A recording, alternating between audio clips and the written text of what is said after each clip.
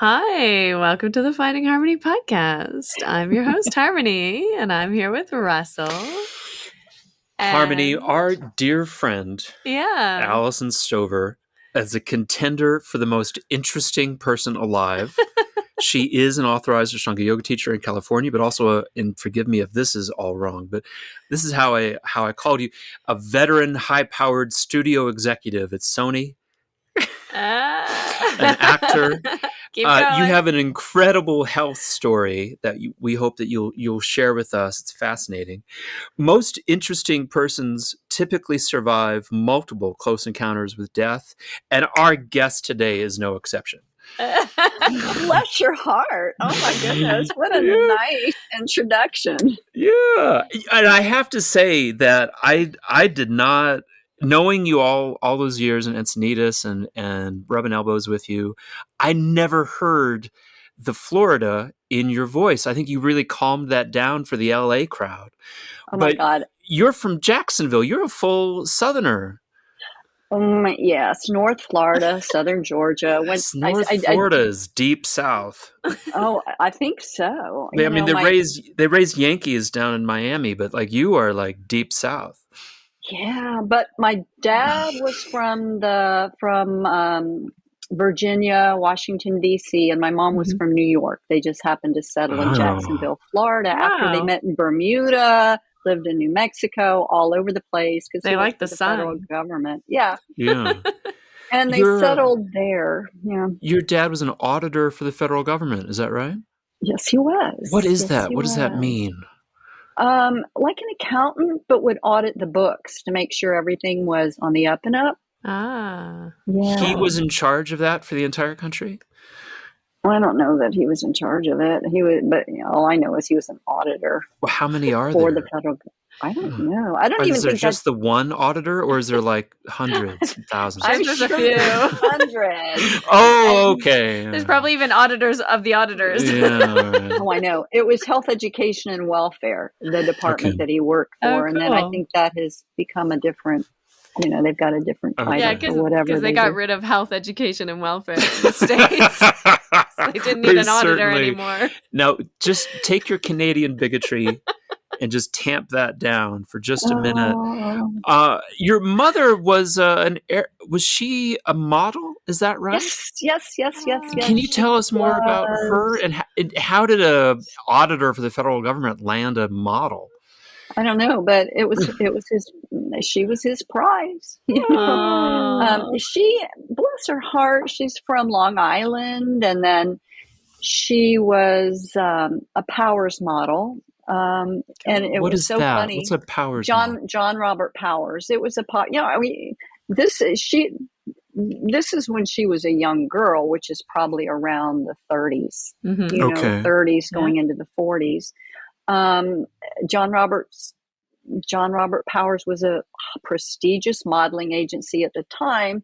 In fact, I met the daughter of one of the men who ran it at UCLA at the surgeon's office one day. Oh, wow. And she's like, oh my God, because her daughter's a big model now. And chit chat.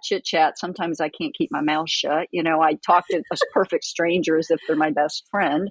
And we boiled down to that. And she's sending me pictures, and it was like an oh my God moment. It was great. But my mother she was Miss Beechnut in the New York World's Fair, and she was always about I was this, I was that. I took a troop ship to Hawaii. She worked for a big publicist, Benjamin Sonnenberg in New York, who happened to, one of his clients was Wild Bill Donovan, who started the CIA.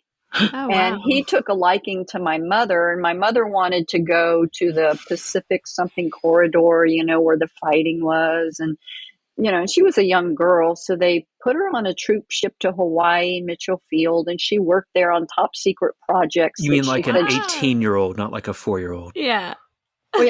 Something around maybe there. A young woman, not like a young woman, like 8-year-old early girl. 20s, yeah. All right, something. okay. It would have to be at this point. So she always regaled my sister and I with her big stories and meeting, all these Hollywood movie stars, that were Yeah. in the Army back then, that were Right. at Wow. Mitchell Field. And, we'd sit up late at night watching the old movies when I was a child. And so I think that's where I got my grandiose illusions Right. of, wanting to be an actor. She really gave you that confidence to be an actor then. Maybe. Yeah. Yeah. Maybe She she did. she was gonna put you in the soaps. You were gonna be I, a soap actor. yes, I never forgave them for not doing that. Yeah. You Yeah, said that your dad understandably said no, but I didn't understand that. What do you mean understandably? Why? understand. I'd Well, be it would have been. I think he wanted his girls to grow up, go to college, Right. have a good childhood. Perhaps child actors, kind of grew up to be a mess or whatever, but he wanted us to have an education, and that was Yeah. very important to him. And beside the fact, going back and forth from New York might have been somewhat of a, issue and whatever. Okay. But Yeah. Were you doing a lot of acting and taking courses at the time? Because you described yourself as a kind of like being a very sporty, outdoorsy kid and yep, grew playing up in the piano violin. Yeah. woods across Nice. the street, and that was a great childhood, building forts in the woods. And always athletic, was on the swim team at the age of 4 and 5 at the Ponte Vedra Club in Ponte Vedra Beach, Florida, which is south of Jacksonville Beach. And mom taught me how to swim. She would put me on the side of the pool when I was like 3 and take off going, "Don't leave the side." And I'm like, "Okay." And it was a great, I miss the beach. I mean, even though the beach is just down the street, these days it's like, I haven't been to the beach, in years Right. to hang out. I lived Yeah. in Malibu for 5 years, and that was beautiful. And I was like, probably Yeah. stayed in that relationship longer than I should have, because I would have Because of missed the beach. because of Aw. living at the beach. But I lost my twang. You mentioned, Yeah, you did. Yeah. you mentioned my, when I came out to Los Angeles in '85, it took me a minute to get here. I was in classes and more classes. And I had this one teacher, and I worked very hard to get rid of my Southern accent. And so one day in class, I'm like, I'm going to throw in my Southern accent, and so I used it in the scene, and I looked at the teacher. She's like, "Don't do that." Like, what are you talking about? I'm It from sounds the South. fake. Did it sound fake to her? I guess. I don't Oh know, my but all I have word. to do is call it my sister, and Yeah. the twang will start Yeah. coming out once I start talking. All I have to do is go to a Saints bar and it comes out, and I'm like, yeah, I don't know why they ain't putting the running back through the line. I mean, why would you bounce it outside when you can just go right through the line?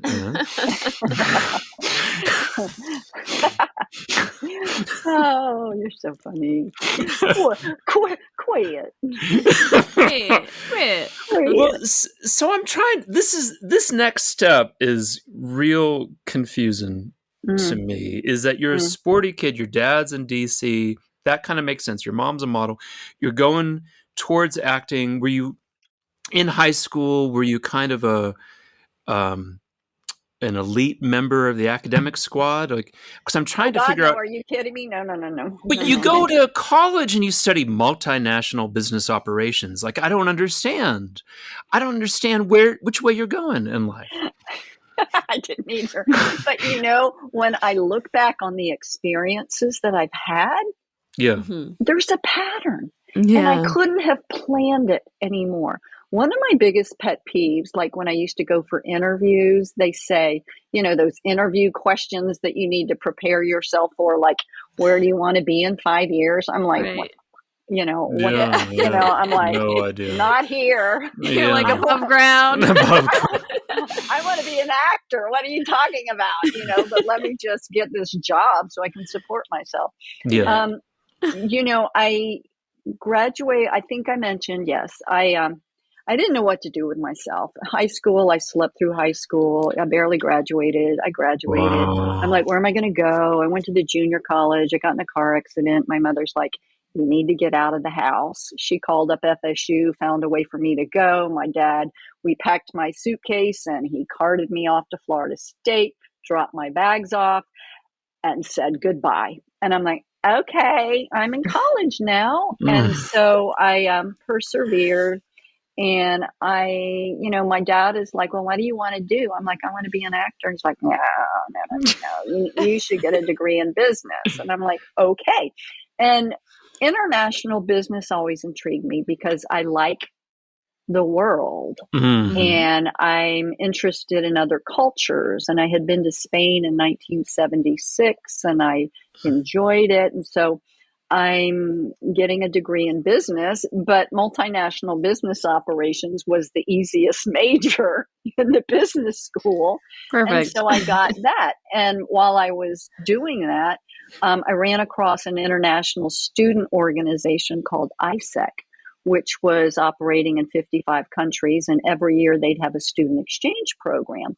And so I got heavily involved in that program because it was interesting and it was like the best kept secret at the university. And it was like there were very few people that were interested in it. And we would have regional conferences, we would have national conferences, and we would go out in our areas to raise internships for foreign students. And I really dug that because it was practical. And talking to presidents of insurance companies and getting them to sponsor a foreign student. And I really loved that. And I got matched to a job in Istanbul. It was a fastener manufacturer, nuts and bolts. Yeah. And the son of the owner was my age, and we kind of had a little fling. It was great. And I used to go over to Turkish men are fabulous. I can't wait to go back. I mean, I'm sure. This is 1978, but before I did that, I graduated and I didn't know what I was going to do. I mean, I wasn't quite ready to work. I thought that you were sort of interested in the CIA as a career path. Well, yes. Getting to that. Okay. Oh, I'm sorry. So no. Okay. So then I go to, I'm like, what am I going to do now? And I didn't want to get an MBA. Right. And so maybe I can work on a master's in, it was a different department. It was like government, international relations. So at that point, I'm thinking, I've always wanted to be in the CIA. Oh, that sounds so intriguing, And, here's this young girl. Nobody's going to think that I'm a spy. No. And I wouldn't think that you're a spy right now, and you might be, for all I know. No, I'm not a doctor, but I have played one on TV. I'm sure you have. I'm in the program, and my professor, I'm still like sleeping my way through class. Not sleeping with people to get through classes, but falling asleep. I wouldn't judge you, ma'am. Would not. Literally sleeping. Literally. Okay. So, then I'm in this. Do you remember the EST program? It was like in the 70s, right? English as a second language? No. This is, it was a Werner, what's his name? Werner. Herzog? No, he's a director. No, Werner something. I don't remember. It would be the self-actualization program. That program. I remember that. Yeah, we were just watching a TV show, Americans, and EST was a big part of that show. Oh, I'm going to write that down. What TV show? The Americans? The Americans is a great show. Is that with Carrie Russell? That is right. And she was in one of my acting classes. Go ahead. Oh, amazing! Yeah, well, she acted her butt off in this show, and had sex with a lot of different men. And her husband's in it too. Her husband gets involved with the EST program in the show. Yeah. Oh wow! And is trying to self-actualize himself because the FBI agent that he's trying to turn is also in the program. But as he turns out, he kind of like starts to really help him. I'm going to have to watch that. There were a lot of seasons. I'm going to have a lot. There are, but it's worth it. It's worth every episode. Wait, so good. Her husband is Reese. What's that's her right? husband? Yeah. He yeah. is Perry Mason Perry Mason. Yeah, I currently. was on. I had a day on Perry Mason, and I asked to get off of Oh it my God. because there was so much smoke, and that was around the time that I no. was going through a lot of personal stuff. Yeah, And that's I'm like, rough. oh my God, and both of my parents died from cigarette smoking Oh, related yeah. illness. Yeah, So it was sure. really triggering, but I wish I'd stayed on it. I would have made a lot of money. But anyway, to digress, at Florida State, I happened to see a flyer once for this program called the International, it wasn't EST, it was ISA Self-Actualization. Right. And I'm like, I need to be self-actualized. What does So I that mean, signed, though? you just get processed and told you're an asshole and, just to be a better person, I and could use that. you Yeah. can't go to the bathroom. You have to hold your pee. And that's what S Harmony does. could use that. That's the training that It's you and I like both should sign up for EST. No, it's the precursor of that other program that everyone's into. I mean, not everyone, but Urinary is really tract infections popular. are us. Is that what? No, what was that?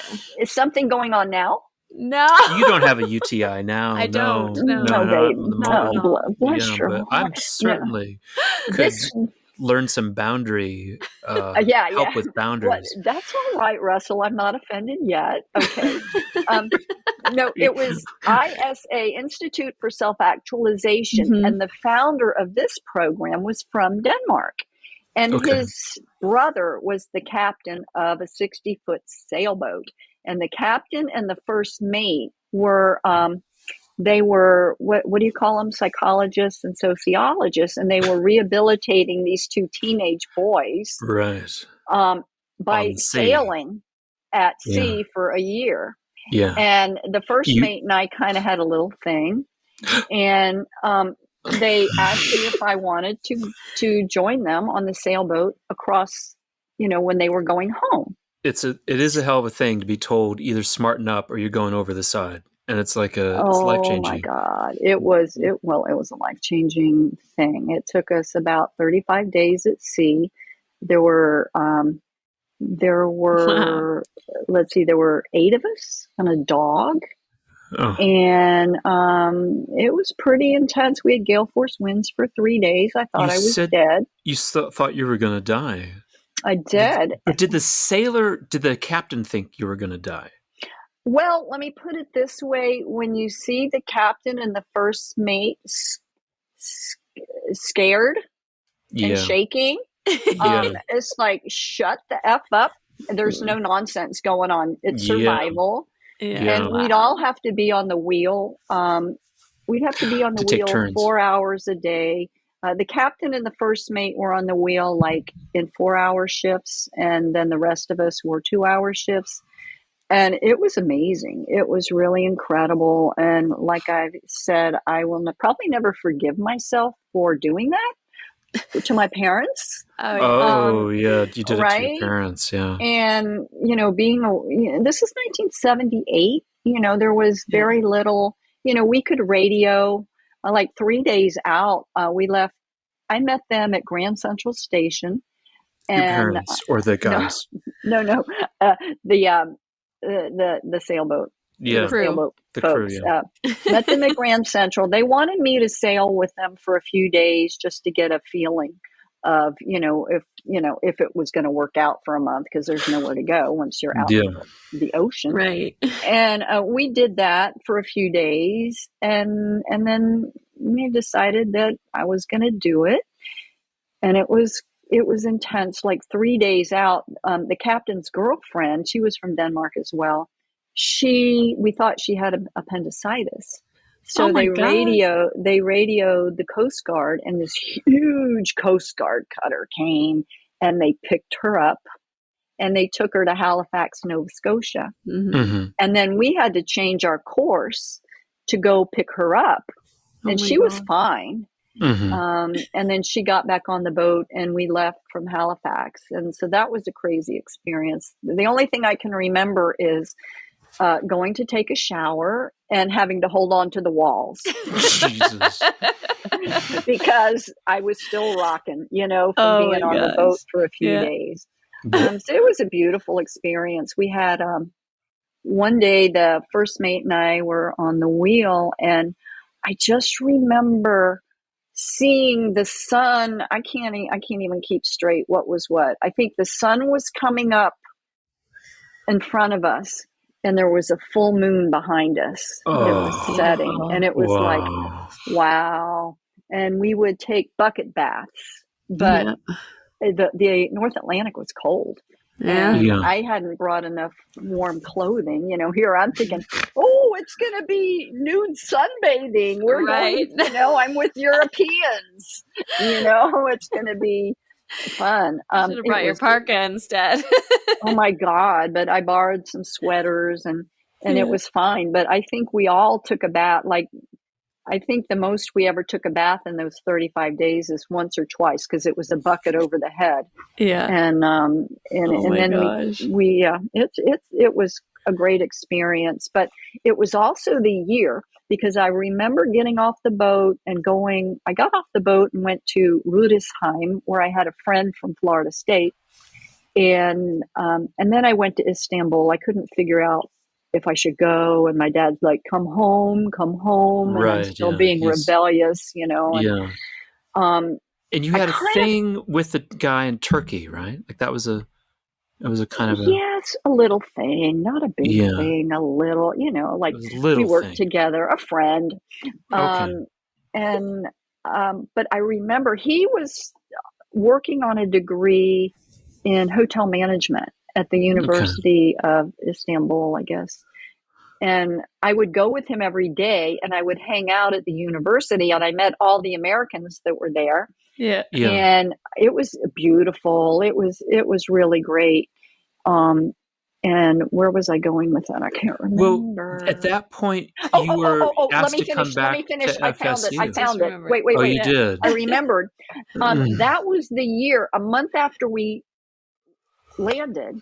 Yeah. The QE2. Oh, that's what I was going to say. The first mate and I were on the boat, and we looked off to the right. Yeah. And I see all these lights, and he radioed. It was the QE2 going to New York. And on their way back, they came closer to us. I mean, and this was just like so exciting to see the huge boat. And my friend Susan and I are waving, take us with you. It was so fun. And what's the QE2? Queen Elizabeth II. It's a big luxury liner. Oh, amazing. Yes.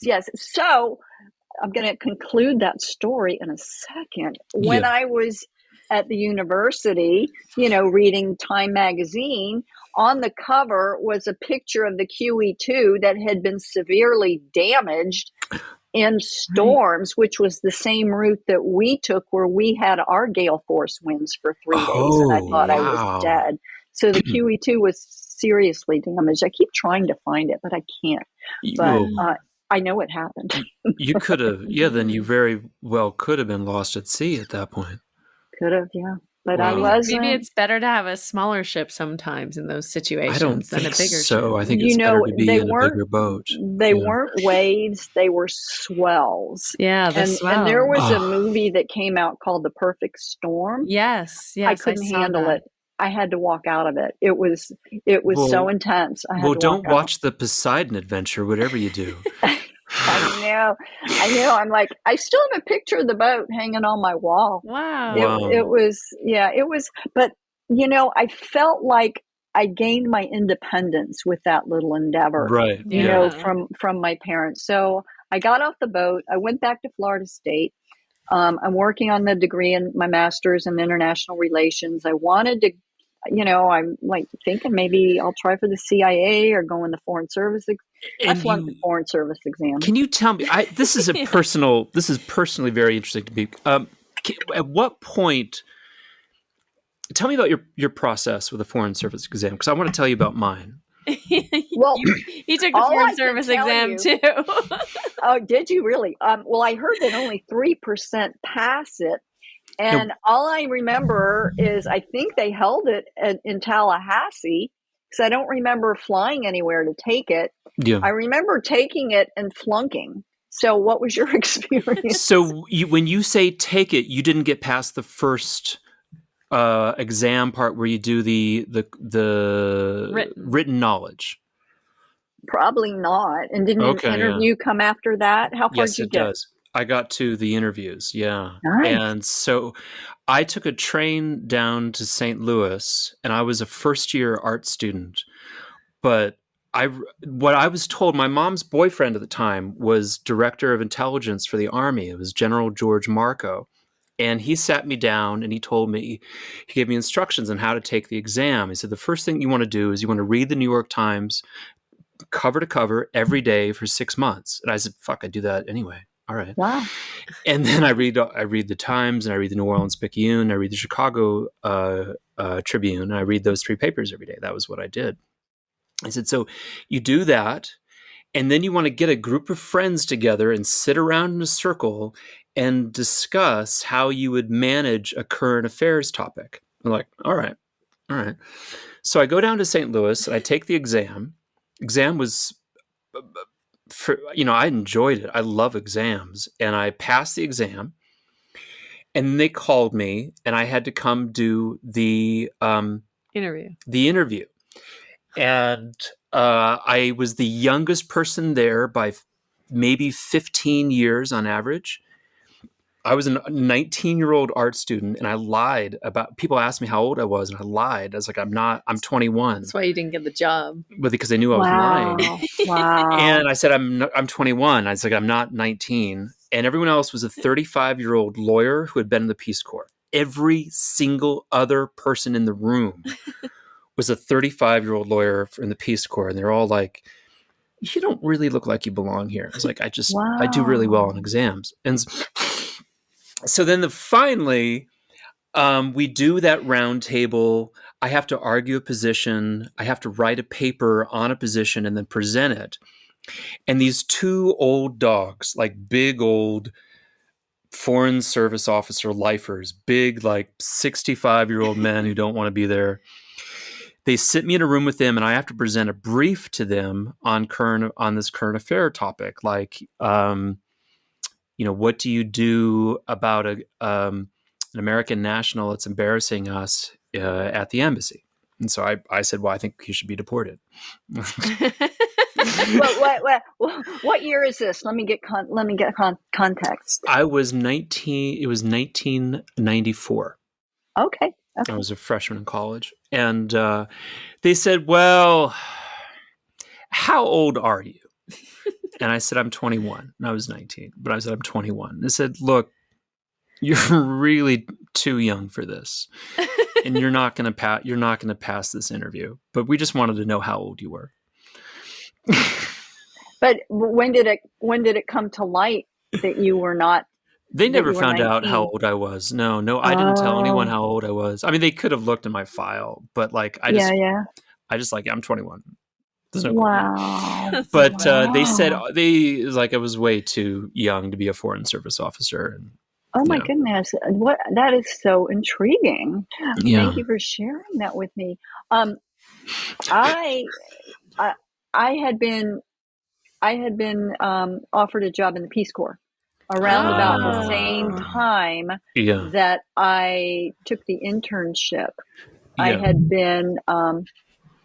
I had been offered a job in the Peace Corps, and I think it was either Ghana or Gabon. And I'm like, I think I'm going to take this Istanbul internship. Right, yeah. And then this is funny, I had also been offered the Naval Officers Candidate School. Oh, wow. Wow. And at the time, not now, I smoked a lot of pot. Huh. Oh my Might have been while you were falling asleep in It class, was the 70s. Alyson. Right? Yes. Smoking that skunk weed in class. Original gangster. And it wasn't until... No. Have you ever seen those pictures on Facebook where it's a picture of it says, this is your grandmother in high school. It's pictures of all those hippies with the long hair. That's right. That was us. We're the That was you. gangsters. The OG. Yeah.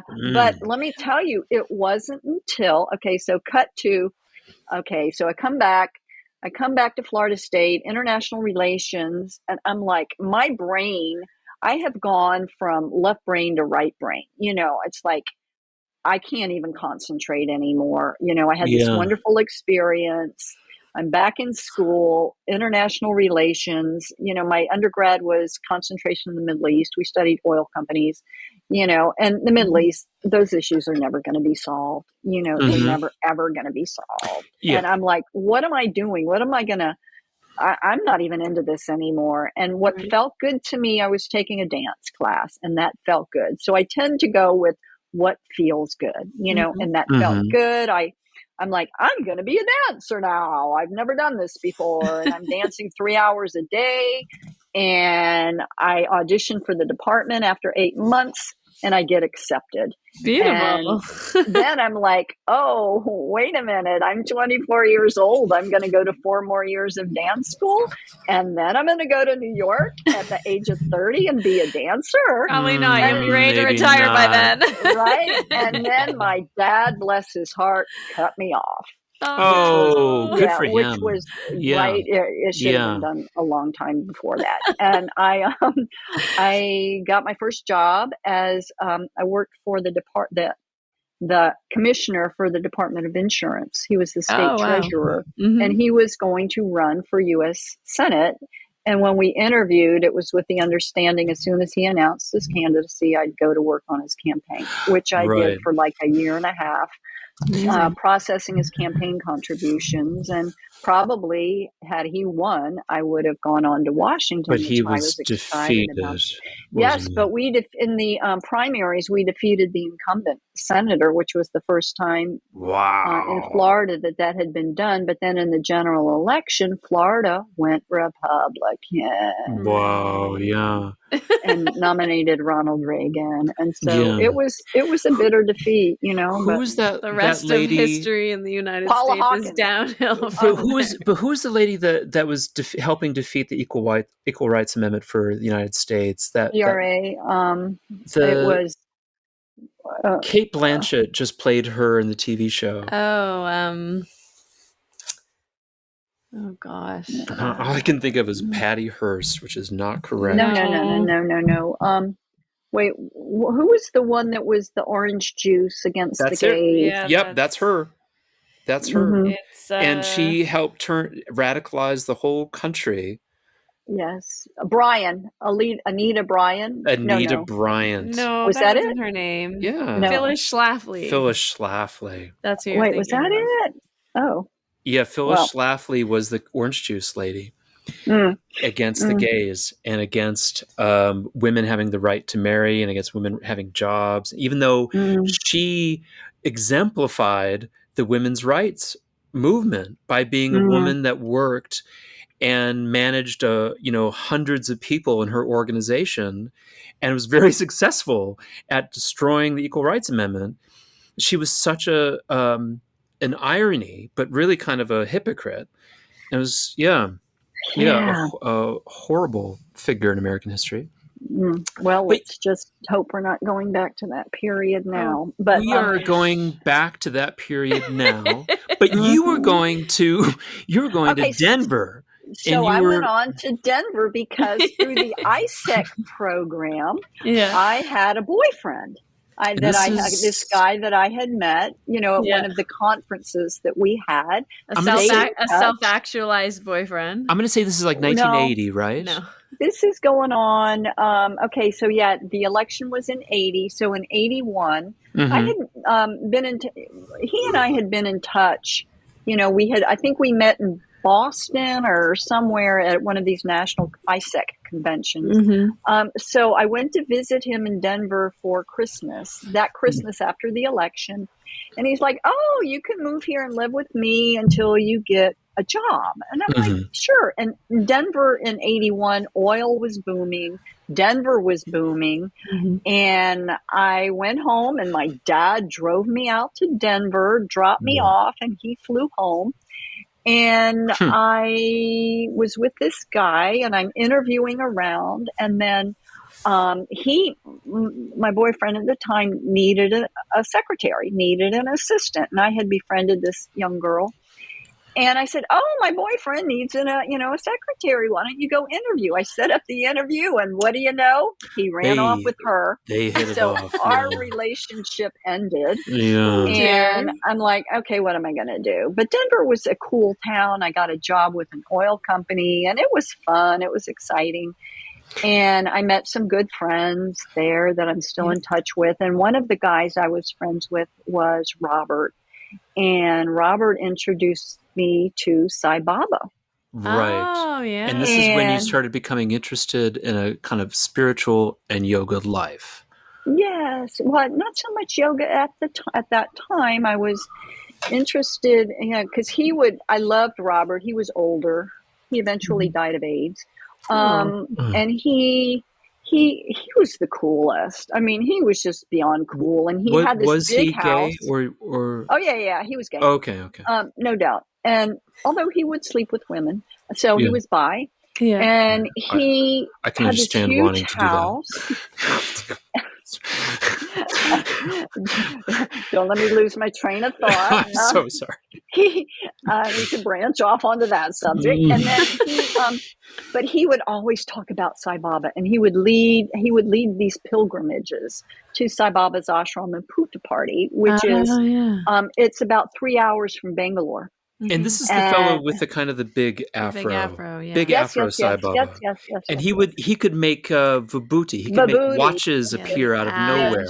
Diamonds. Kind of maybe a sleight of hand technician, to be honest. Yes. Okay. I think he gave that certified. I think he gave Eileen Hall. I think it was Eileen a little Lakshmi statue. Just manifested out of it. Yeah. I think it was Eileen. I might be confusing. Wow, anyway. That's interesting. I had moved to, he would go every year, and he's like, you should come. We're organizing a trip. I'm like, I don't have any money. So in the meantime, I left Denver. I went to San Francisco, where my uncle had the San Francisco College of Acupuncture. And he was responsible. If you see this picture behind me. That's where my friend Sparky went to school. Are you serious? Yeah, Sparky the Sailor Man.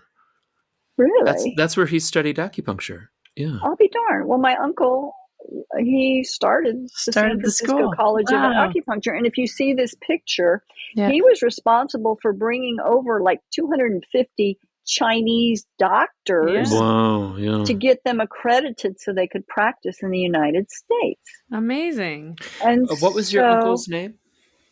J. Tobin. J. Tobin. It's like the birth of traditional Chinese medicine in America. So I worked for him. He gave me a place to live. I worked for him just from like Memorial Day to Labor Day of 1985. I mean, I always knew I wanted to get to Los Angeles. I didn't know how to get here. And when I was so then I got to Los Angeles in 85, and my friend Robert back in Denver's like, okay, we've got a group of 30 going to Puttaparthi. Come. And I'm like, I don't have any money, because I had to borrow $500 to get to Los Angeles, knowing two people. Right. And then he turns me on to the airplane game. It was a, like, what do you call it? Where you put in money. Airplanes? Oh, it was like a pyramid scheme. Oh. But it was legal, because they were workshops, and we'd hold these group meetings, and we would talk about Edgar Cayce or some spiritual stuff, because Robert was very spiritual. And I was going to say, back in his house, in Cheeseman Park back in Denver in the day, he did colonics, and we were all into macrobiotics and macrobiotic cooking classes, and he had a colonic machine in his house. Wow. And he used to let me just hook myself up to that colonic machine. It was crazy. The image of that in my mind right now is fabulous. It's TMI, right? Oh TMI. My gosh. I can't imagine having one of those machines in your house. He was incredible. He was such a great guy. But so I went with him, and we went to Puda Party. I went to Puda Party. I don't know what visit it was for him, but man, did I have some profound experiences. And this was in the 80s? This is my first trip was 1987. And this is your first trip to India too? My first trip to India was to Sai Baba's ashram. And I had phenomenal experience. One day I was... you said you saw the light. I'm getting ready to tell you, Russell. You're so good. You're so good. Keep me on track. No, I think this is the part where she sees the light, Harmony. Yeah, I did. Okay, I was in a relationship with a guy that I had met. And it was... I'm no stranger to unrequited love, Yeah. And I'm like, I need to get over this guy because it's not a relationship, and I'm like pining over him. And so I was jogging at that time when I got to Los Angeles. I'm jogging. My roommate got me out jogging. And I had said, I was reading the books of Sai Baba, his teaching. And I said, okay, you Sai Baba person, you're supposed to give people what they want as a calling card, to follow you. Yeah. So here's what I want. I'm just a little bit cheeky. I'm like, okay, here's what I want, Sure. And I thought, I want a pair of black gloves. They don't have to be leather. They don't have to be anything special. So I go out jogging one day through the hills of Silver Lake. And all of a sudden I was like, oh, should I turn this corner or that corner? I'm going to go this corner. I turn that corner and I look on the ground and there's a pair of black gloves just laying on the curb. Wow. And I'm like, okay, I'm going to go to India, to see Sai Baba. Wow. And I told Robert I was going to do that. And I happened to have made like $12,000 in cash. And I went. And so this one particular day, in India, this is 1987. Yeah. The village of Puda Party is not what it is today. Yeah. And I think they were just breaking ground for Sai Baba's hospital. He's got a heart, lung, and kidney hospital that's free too. Oh, wow. In fact, Sharat told me at one point that he knew a guy that had gone and had an operation there, but don't let me digress. So this, you don't go jogging. You don't go jogging in India with shorts on. No, you don't. No. That's understood. You don't wear shorts as well. There was a group of us. This older man would take me out jogging, and we would get up at not even the crack of dawn. We'd be coming home before everybody got up for their daily, walking around and chanting and stuff like that. Yeah. And then one day he had to leave. And I'm like, oh, am I going to go by myself? Because you go out the gates of the ashram and you go out the gates of, the city, and I'm going down this road. It's pitch black. Oh my gosh. It's pitch black. And I said, Baba, please forgive me for something that, I was thinking impure thoughts. I'm like, dear Baba. Oh yeah, I have those almost all the time. I'm like, forgive me. Please forgive me. All of a sudden, it got bright as day. And I'm like, I can't, I try not to curse. I try to be politically, correct. Yeah, I'm like, holy. And I'm like, holy is a nice word. I'm looking for a truck. I'm looking for something. And it lasted. And then it got dark again. And I'm like, whoa, I think I saw the lie, Yeah. You had an It got my epileptic attention. I episode. saw the light. They opened up my eyes. I saw the light. And then I got to touch Sai Baba. Yeah, you snorted. My shrink does that. We'll be talking and he'll go, and I'm like, you snorted. So I went back. I got to touch Sai Baba's feet. Yeah. You know, it was a really special. Did he give you any gifts or anything? Any ash? You got nothing. Nothing, just the light. Could you say, and I know this is a little bit of a digression, but like 30 years later, do you feel the same about Sai Baba now that you did then? Or there's he's a had lot his of own, there's a he bunch has his of own negative revelations, scandals and bad things. You know what? About him. Can you separate the experience from the person? Well, here's how I feel about it. I still have Sai Baba pictures all around. I still have all my Sai Baba books. I still feel as though, because I've never I grew up, my mom was Catholic, my dad was Baptist. He never went to church. His church, see if you can relate. I know I have. His church was getting up Sunday mornings and going to play golf. Yeah, right. You know, and it's kind of like practice. My church is Sunday morning getting up and doing my yoga practice. Yeah. And with Sai Baba, you know, I used to go to meetings all the time. And then I'm like, wait, what is all this scandal business going on? And I'm kind of like, wait a minute, let's separate. You know, when I think of, I didn't relate to Christianity. You know, I stopped going to mass when I was around 14. I went to Catholic school for about 4 or 5 years. But my mom was a devout Catholic. My sister she goes to church. I don't remember the last time I went to church, you know, Catholic mass or anything. But it was probably in the 90s when I went to St. Patrick, went to, you know, when I lived in Rome. I lived in Rome, and I used to take my headphones with some music playing and sit in the, you know, going, oh my word. But Sai Baba, you know, he's still whom I consider, like, you know, he's got beautiful teachings, you know. And then, but I had asked him for something to take away that bad relationship I was in. And then I came back. And it was the next year that I was introduced to Patabi Joyce. Oh, wow. Okay. And Ashtanga yoga. And you started a practice relationship or teacher-student relationship with Chuck Miller. Well, before that, it was 88. My dad died in February, March the 3rd. See, I had been training for a marathon. I mean, I'm not really a runner, but I was a jogger. Yeah. And I didn't do the marathon that year because I went to Puda Party. And then I came back and I kept jogging, you know, chugging up and down the hills, blah, blah, blah.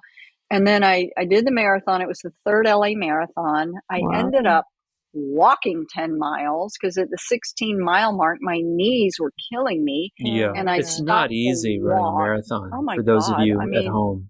God bless people that can do it, you know. But, you know, I would run, even if I'd get up to like 20, 25 miles a week, I'd get sick. My body would break down. And I was, you know, I don't think I was fueling my body properly.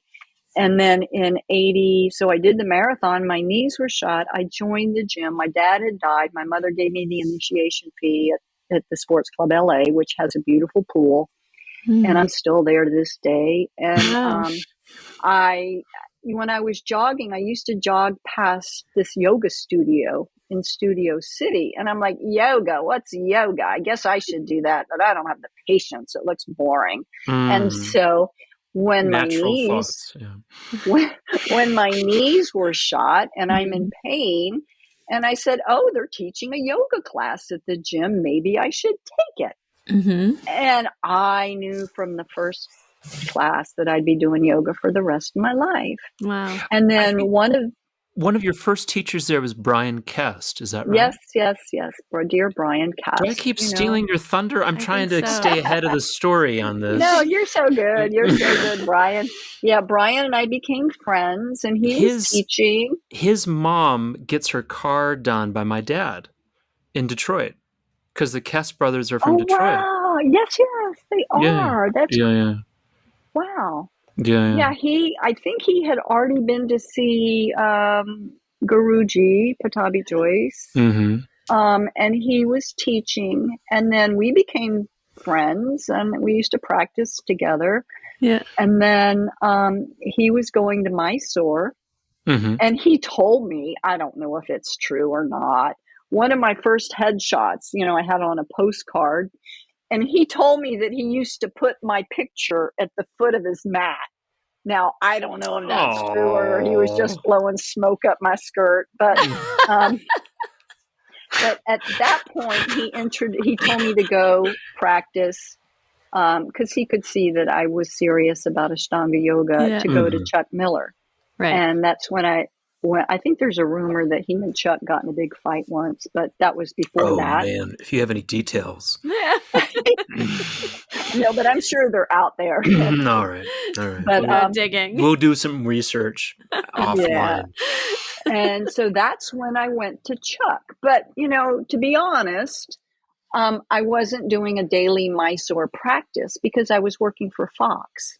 I went from the first, 20th Century Fox. I was in HR for about a year and something. And then I went to Fox Broadcasting, which was kind of funny because when I got the offer to go to Fox Broadcasting, I'm like, oh, it's a new network. Is it going to survive? Probably and not. Right. And that's around the time The Simpsons came out. And, Roger Ailes was in charge at that time? No, Rupert Murdoch. Well, let's see. Maybe, I don't know. Maybe Mr. Murdoch had bought it. I think right around that time. Okay. I think Ailes. But Roger Ailes was put in charge by Murdoch. Yeah, he was there. Barry Diller was there. You didn't have any trouble with him, with Ailes? Not with him, but I do have a Me Too story that, I won't name names, but yeah, it was, and I think, whatever, Me Too, it's rampant. The casting couch back in those days was more than it is today. And I kept my mouth shut about wanting to be an actor, even though I'm in class. Well, let's see. The thing was, one of the two people I knew when I moved to LA, one was my roommate, and then the other was my acting teacher that I'd met in Denver. And that's how I got to LA, was running into the boyfriend of the lady I lived with. When we were in Denver, one night we're at this meat market. I guess that's what they used to call them on Friday nights in Denver, where you go for drinks and you meet men, Yeah. And it was a meat market. And this guy walked in. Disgusted and sexually excited at the same time. Calm down, boy. Calm down. My wife keeps me on a short leash, if you understand. But well, as well she should. But I'm sure she has no worries because you're a good man. It's, what do they call it? Sadomasochism? What? S&M, that's what they call it. S&M? Oh my God. That's why she keeps me on the leash. Okay. We could go too much on information that. again. It's fine. Yeah. We can edit that part out. We can edit all these jokes out. Oh, golly. You make my life so difficult. Oh, y'all are cute.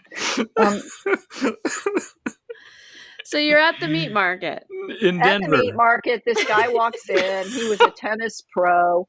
And I said to my girlfriend, I'm like, oh, there's your next boyfriend. And they were together for like 4 years. Oh, wow. And this one particular day, I'm leaving.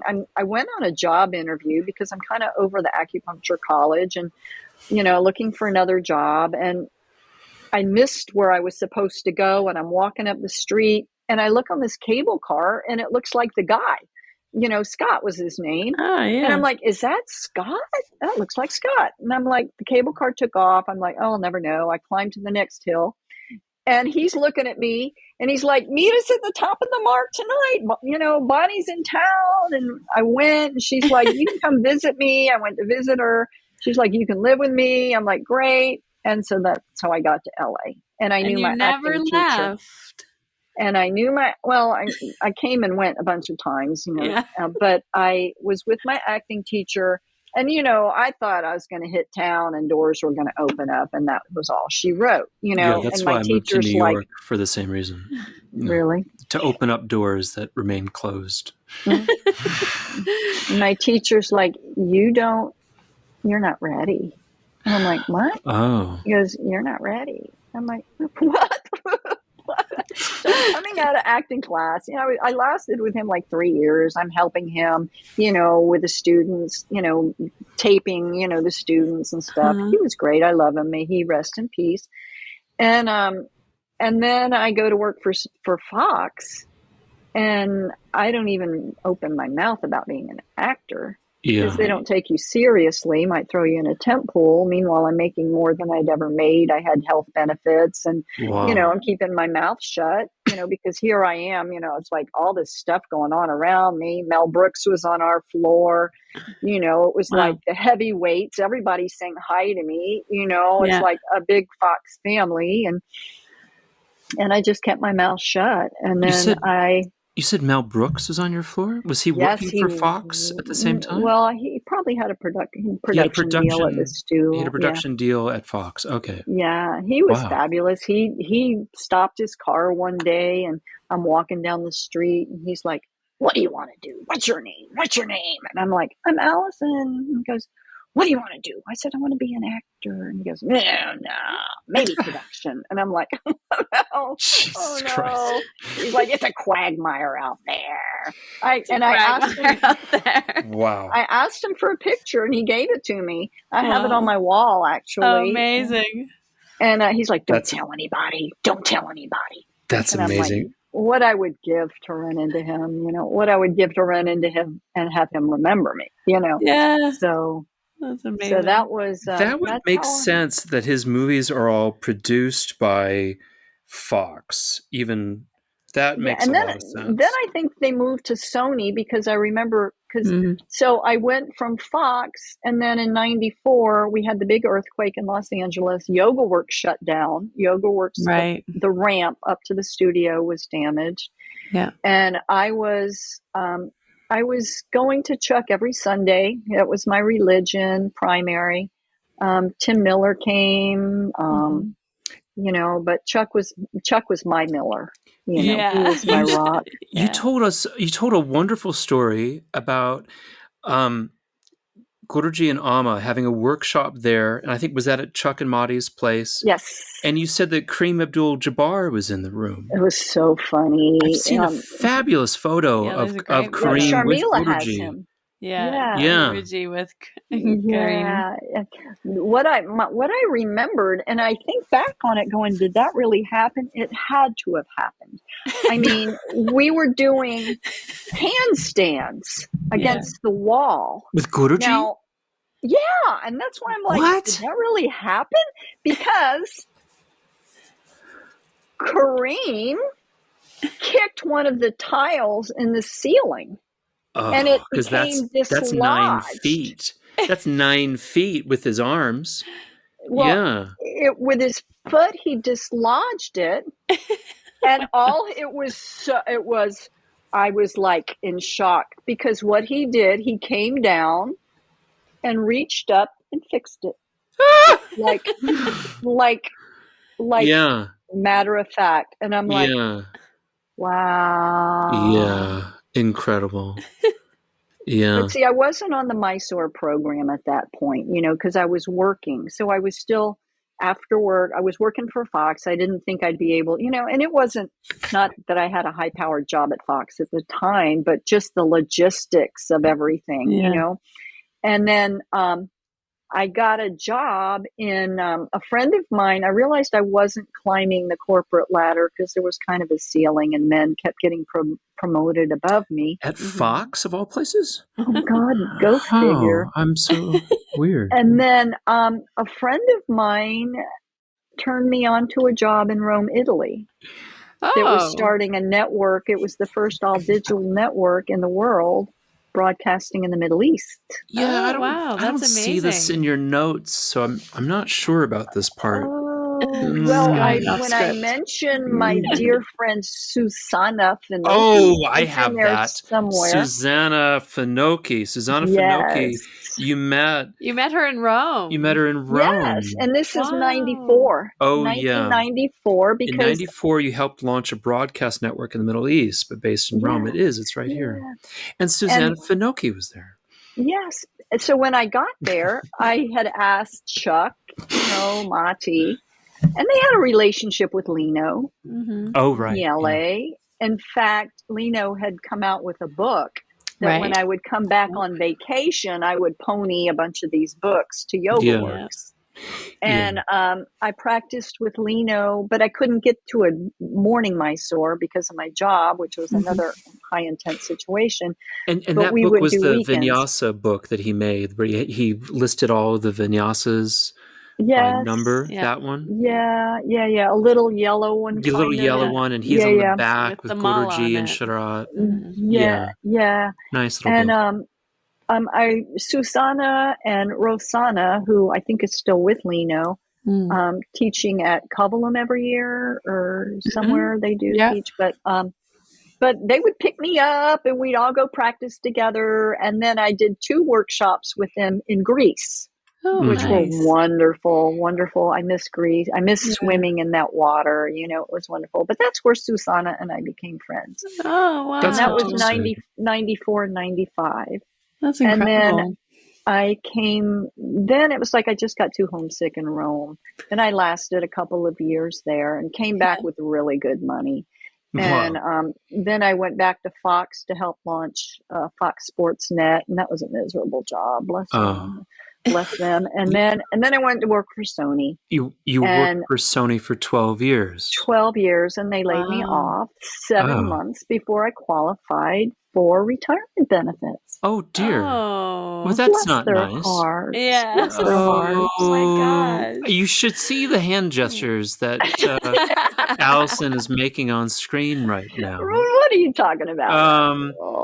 It seems like we're right now kind of approaching a kind of a peak experience in your life, or say a valley, where everything kind of physically for you kind of started to fall apart, and you've got a number of different conditions that I wonder if you could talk to us about them and how you've tried to heal from them. And it seems like it's all sort of involved energetically with maybe your adrenal glands.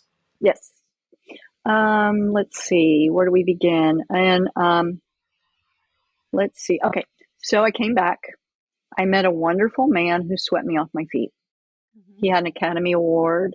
He was a film editor. I lived with him at his home in Malibu. I, like I said, was swept off my feet. He came after me. It was the best relationship I had to date. It wasn't unrequited love. Yeah. And it lasted in total 5 years, but there was something about the relationship that I knew early on wasn't going to last, but I just didn't know how to get out of it because he was going through a horrible period in his life and I felt needed. Right.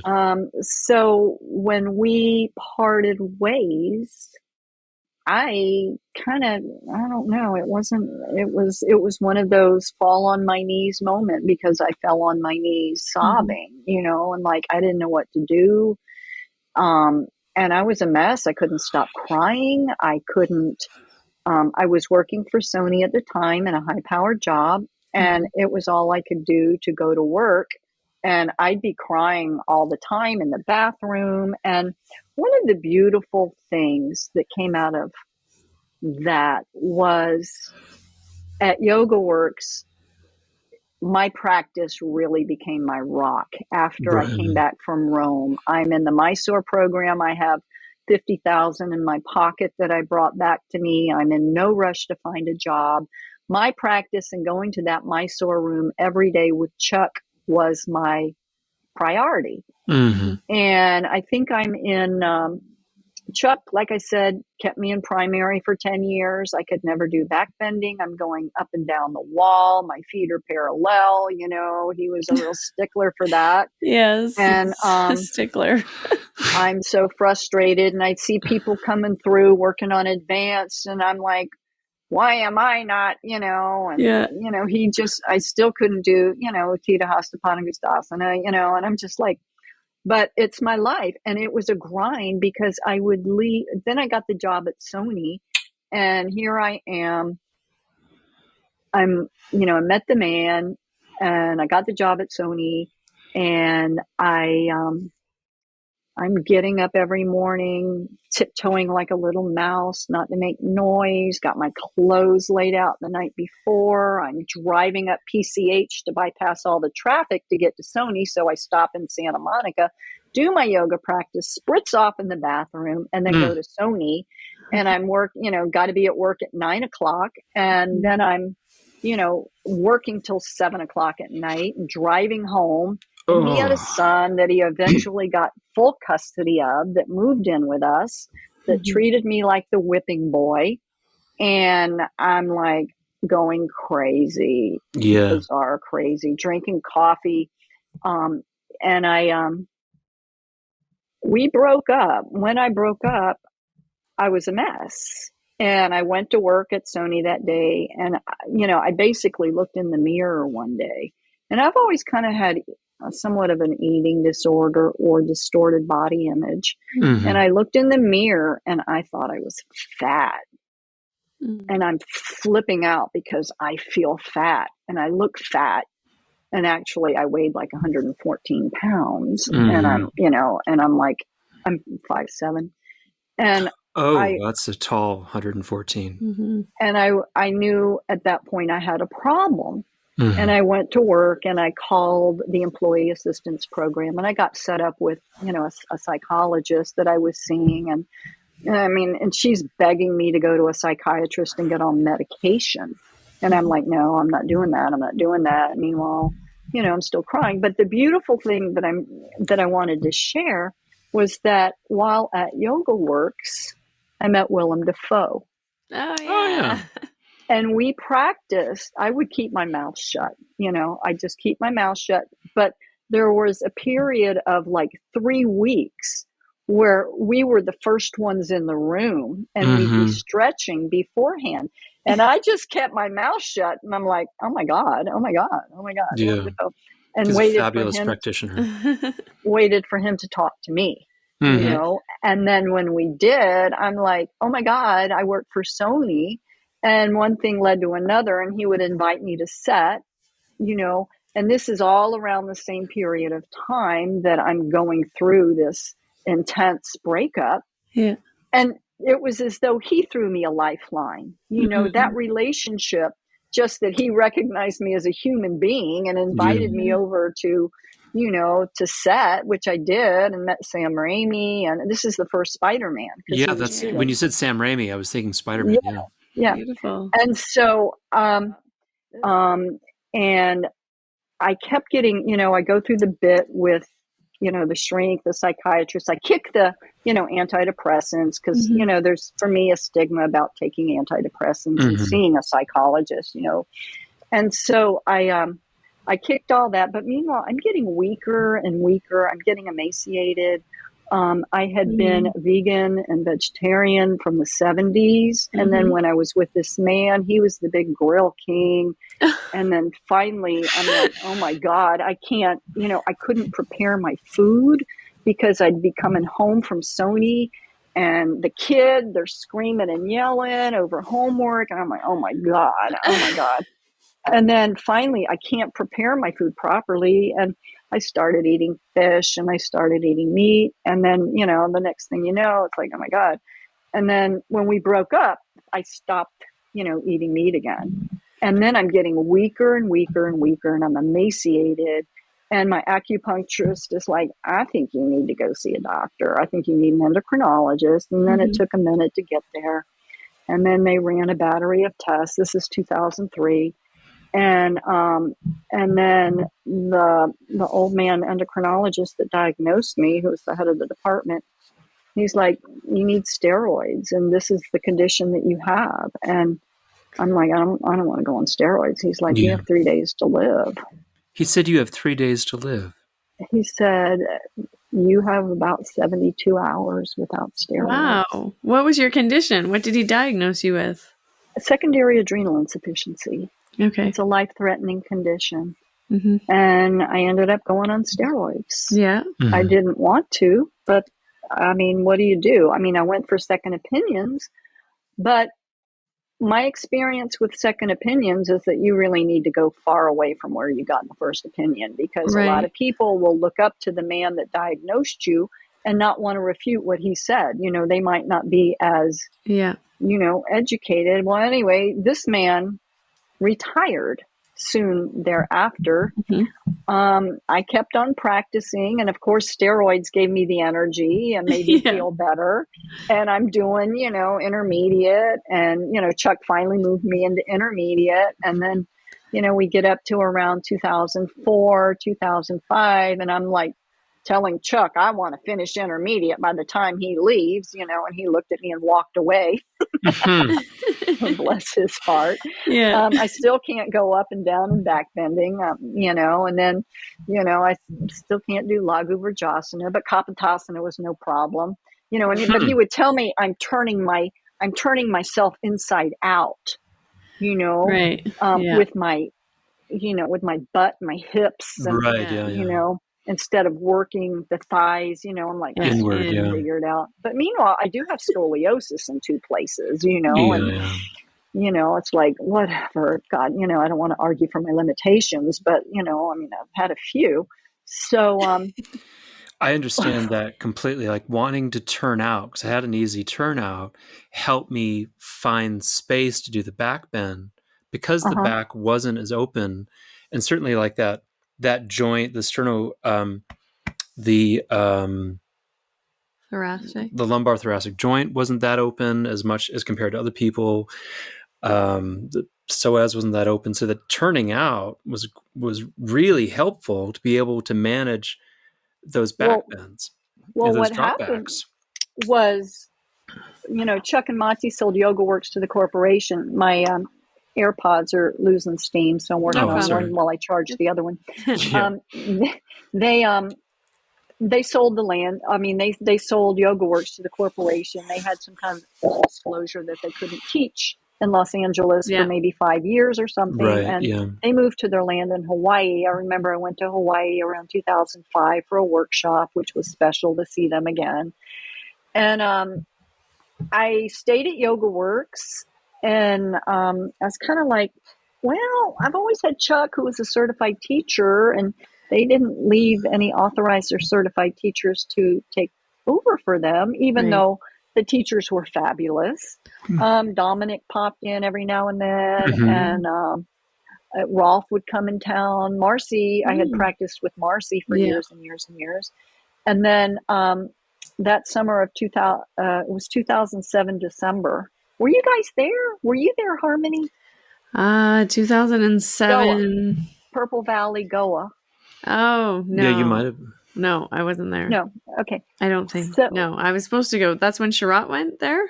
Yeah, 3 weeks. 3 weeks with Sharat. Dominic encouraged me to go be with Sharat, even though I had met Sharat. This is so funny because Guruji would come to LA in, I don't remember what year, maybe 2001 or 2 or 3. Kimberly and Noah would put it on at the Hotel Roosevelt. And that's where I first met Eddie, even though I had heard of Eddie. And then in 2005, Sharat was there with Saraswati. And I remember going up to Sharat and saying, I will come to Mysore one day and you will be my teacher.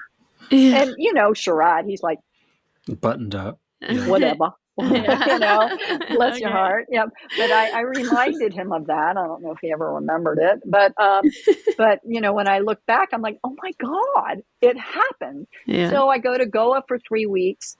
In the meantime, I'm on, Chuck had left. He left me with like the 3rd or 4th headstand in intermediate. And then he told me to finish it off, add a headstand every now and then, finish it. And then I go to Purple Valley, and it was primary only. And then one day he told me to one day I asked him about if he could help listen to what my medical condition was, if he had any. And he's like, you come to Mysore, and, I'd never been encouraged to go to Mysore. All those 20 years I've been practicing, it was never encouraged. And not that I felt that I could even do it with working corporate.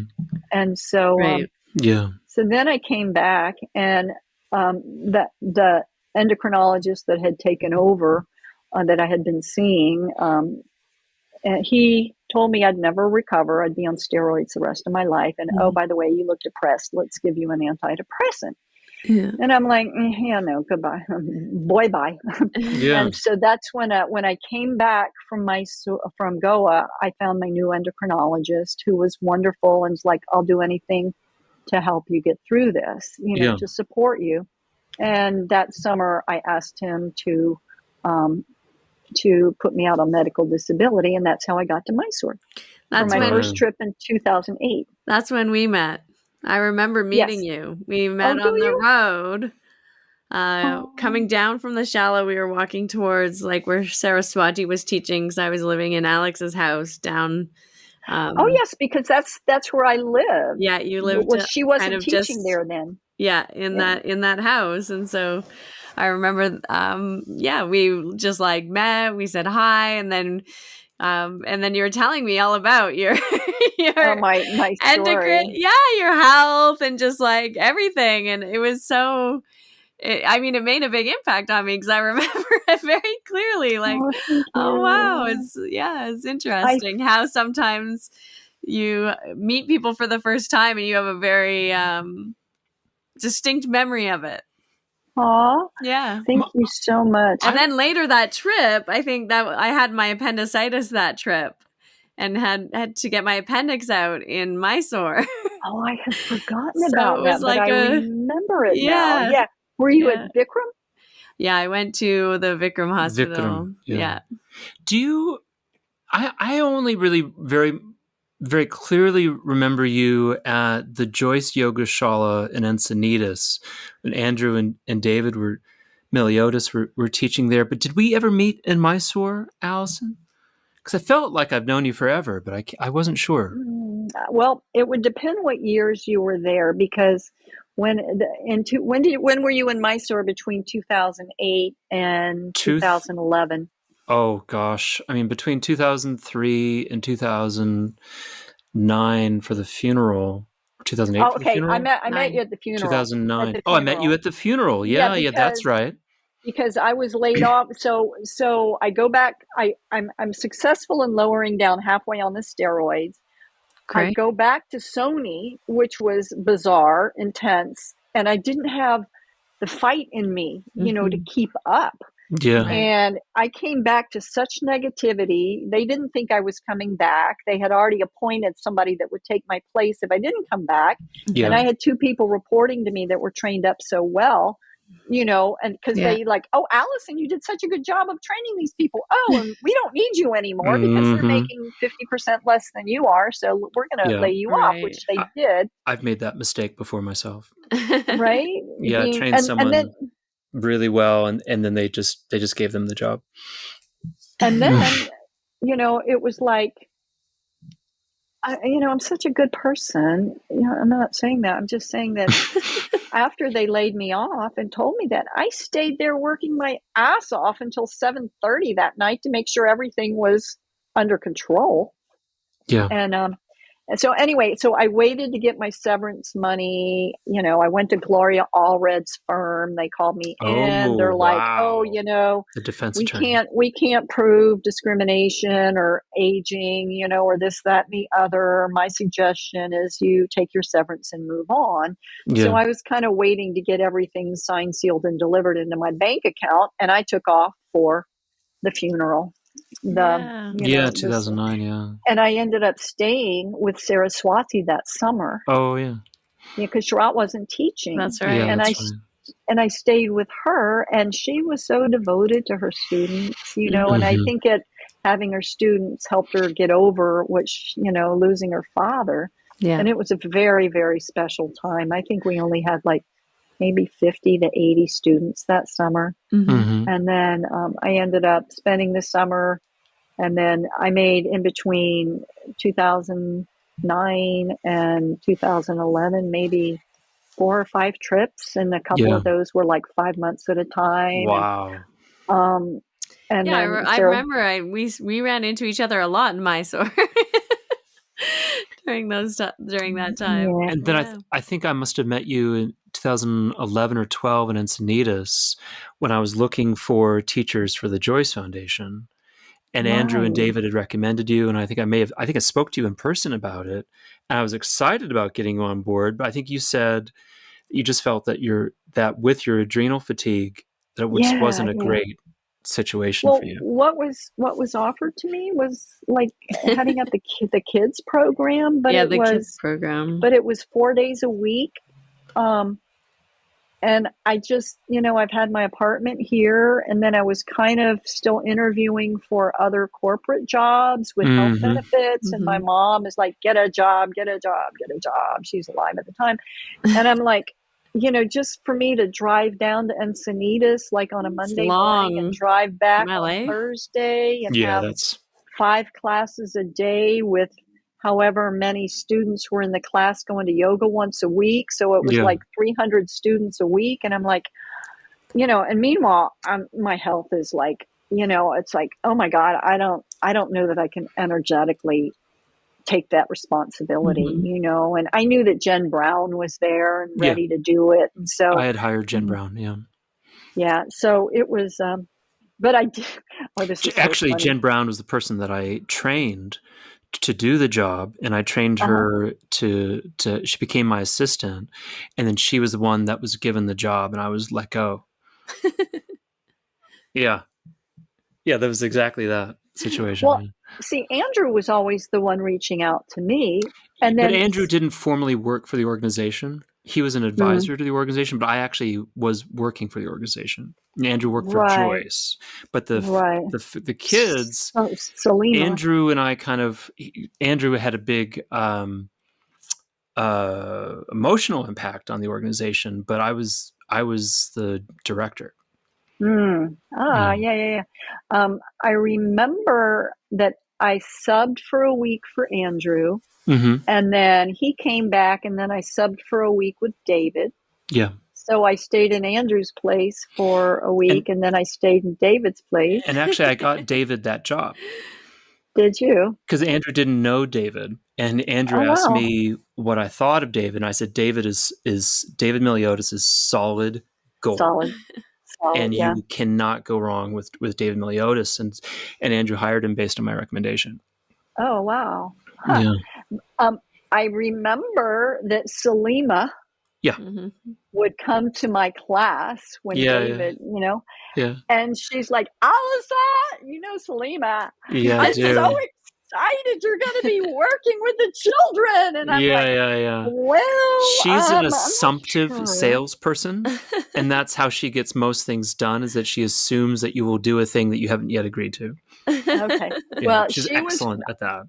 Okay. So it was one day, meanwhile, and truth be told, to this day, I still could not lead a lead primary class. All of a sudden I'm like, inhale, exhale. And I can't, I'm so nervous, and my focus, I'm like, oh my God. I just remember one day Selima coming, oh, Saraswati wanted to come to your class. Oh, fantastic. That's crazy. Oh my God. And Celine was like, I told her to stay home and rest because I think they were going to Vegas or something, and I'm like, thank you, Jesus. Thank you, Celine. Oh my God. I'm like, oh my God. And Celine's like, you're a great teacher. I'm like, oh my God, I'm dying.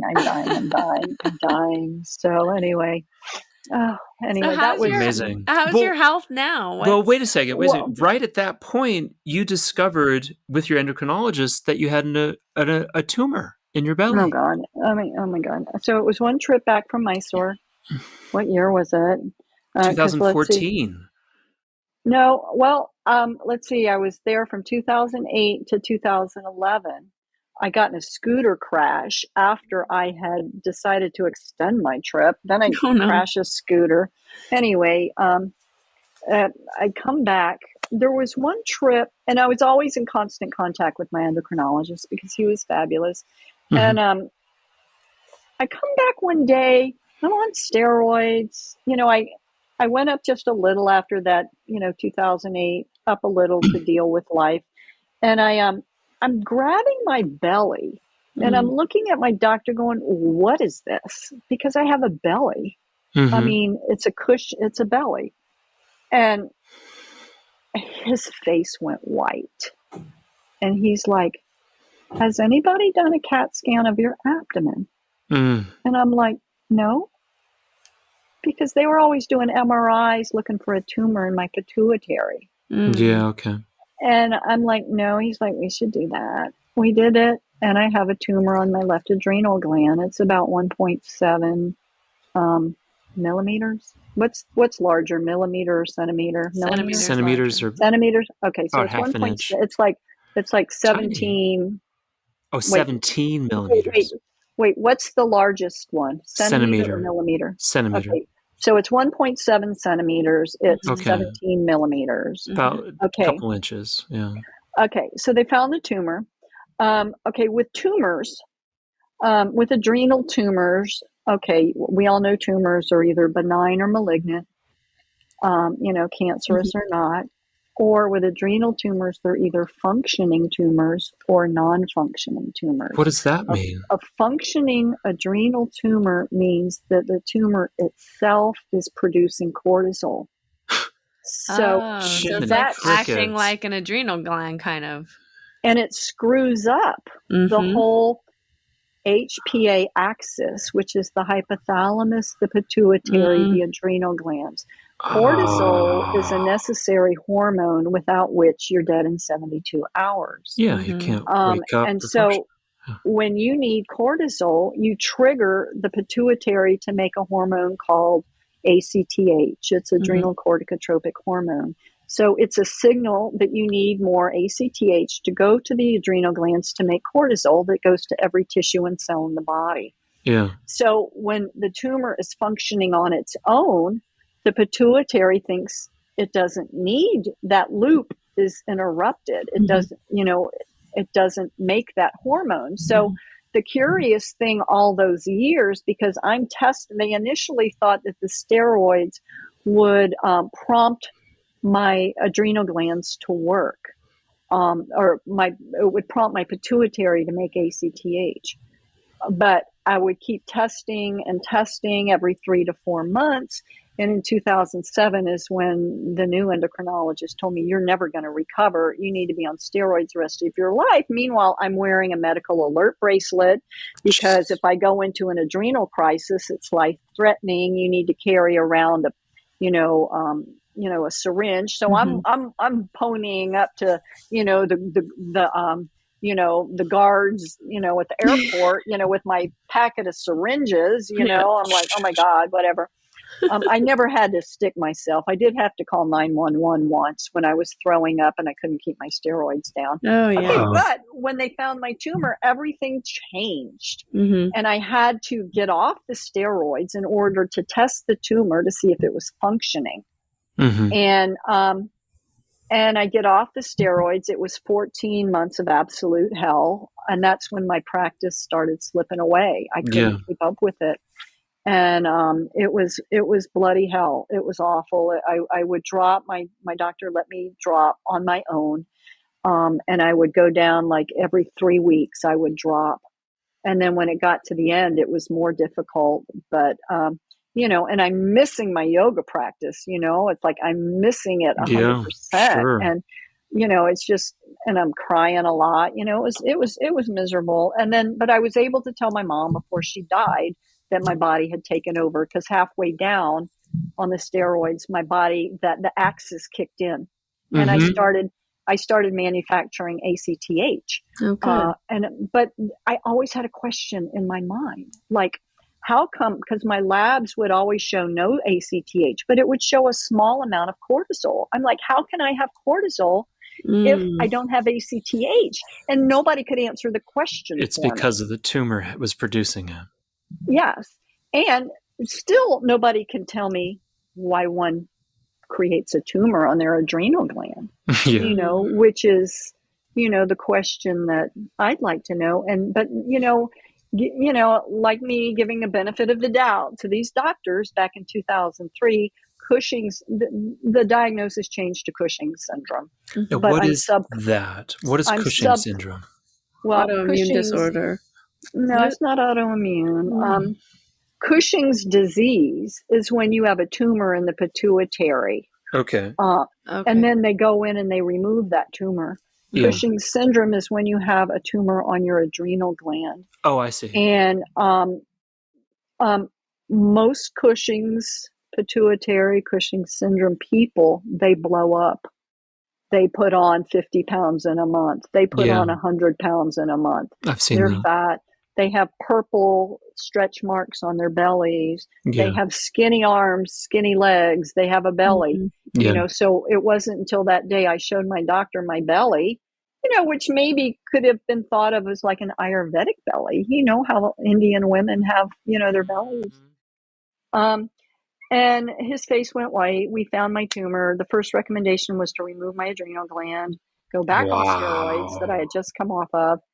And I'm like, no, I don't want to do that. Or go on this gnarly medication that causes uterine bleeding in one of 3 women. Oh, no. And the pill is like $1,000 a day. And they got me accepted into the program. And then I'm like, I'm not doing that.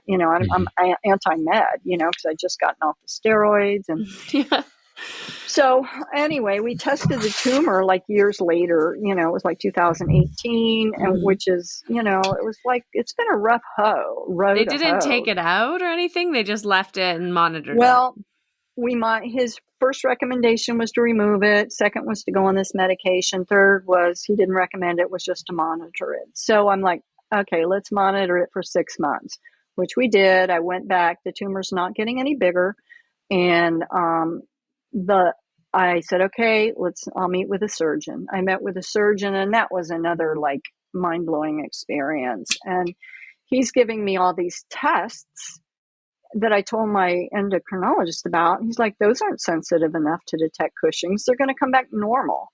And so I did all the tests. I go back into the surgeon's office. And the first thing he hits me with is, I had dinner with your endocrinologist. And I'm like, and we talked about you. And I'm like, okay, that's so a little bizarre. He disarmed me, Yeah. And he says, let's just say that by dessert, he agreed that if we'll go on the basis of the test results that I gave you. So no surgery for you. Now, I don't want surgery, I don't want surgery. I don't want to go back on steroids. So anyway, I walked out of there going, what just happened? And, what just happened? So while I don't look like a Cushing's person, my label is subclinical because the labs show, that, they gave me a test that you take. It's a low dose dexamethasone suppression test to see if you suppress. But I didn't suppress, and I did it twice. And so I have Cushing's syndrome, subclinical.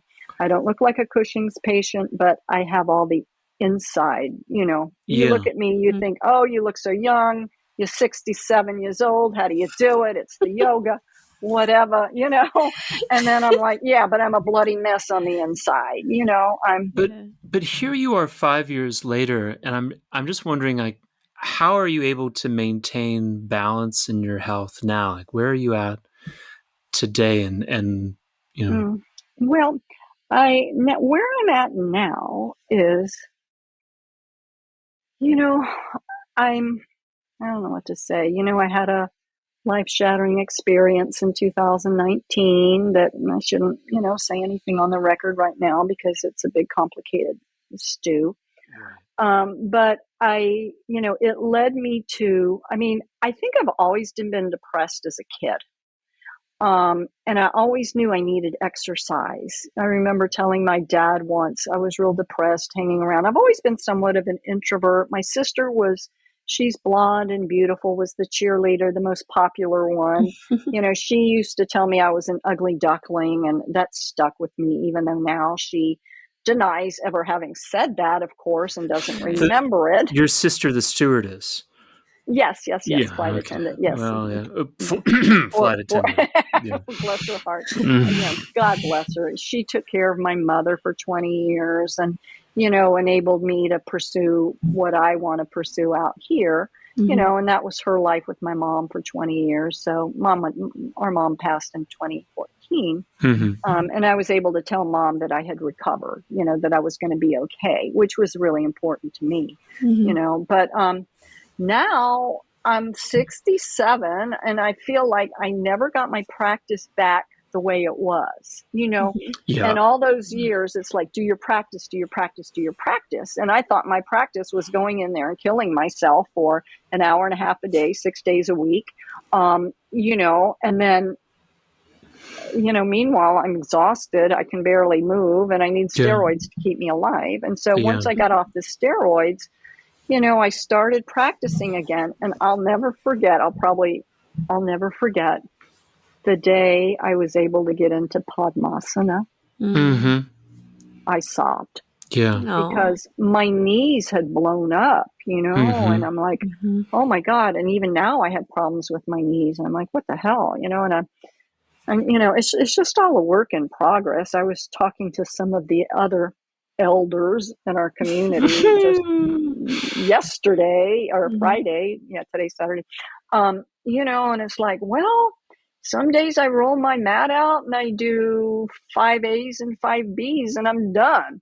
Some days I do a full primary, and I'm lucky if I can do those 4 chakrasanas, because early on I herniated a disc in my neck. And so I've got so much inflammation in my lower back, and I'm like, oh my God. And I can do chakrasana, but I can't do it to Sharat's count. No.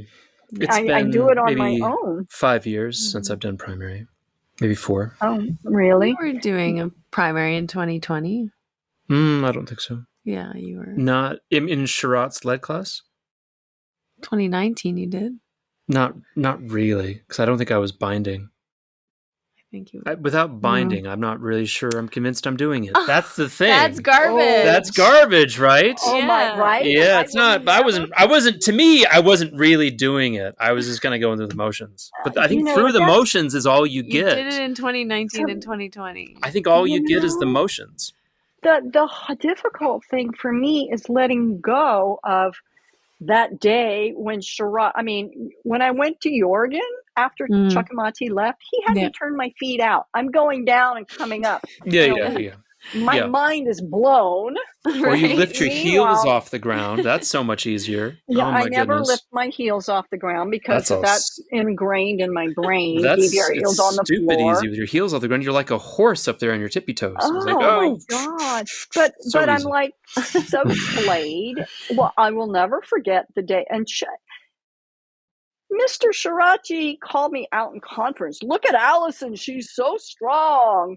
And I'm like, I'm on 35 milligrams of steroids, and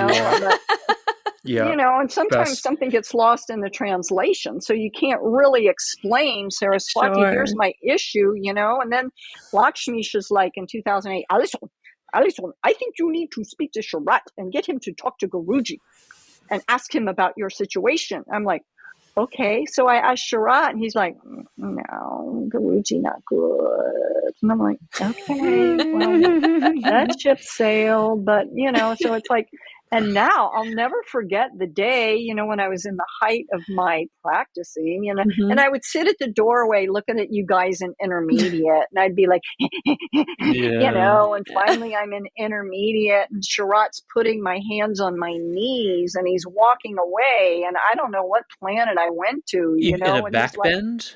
Yes. You put your hands on your knees in a back bend? No, Sharat did, and he'd come around and put my hands on my knees and he would walk away.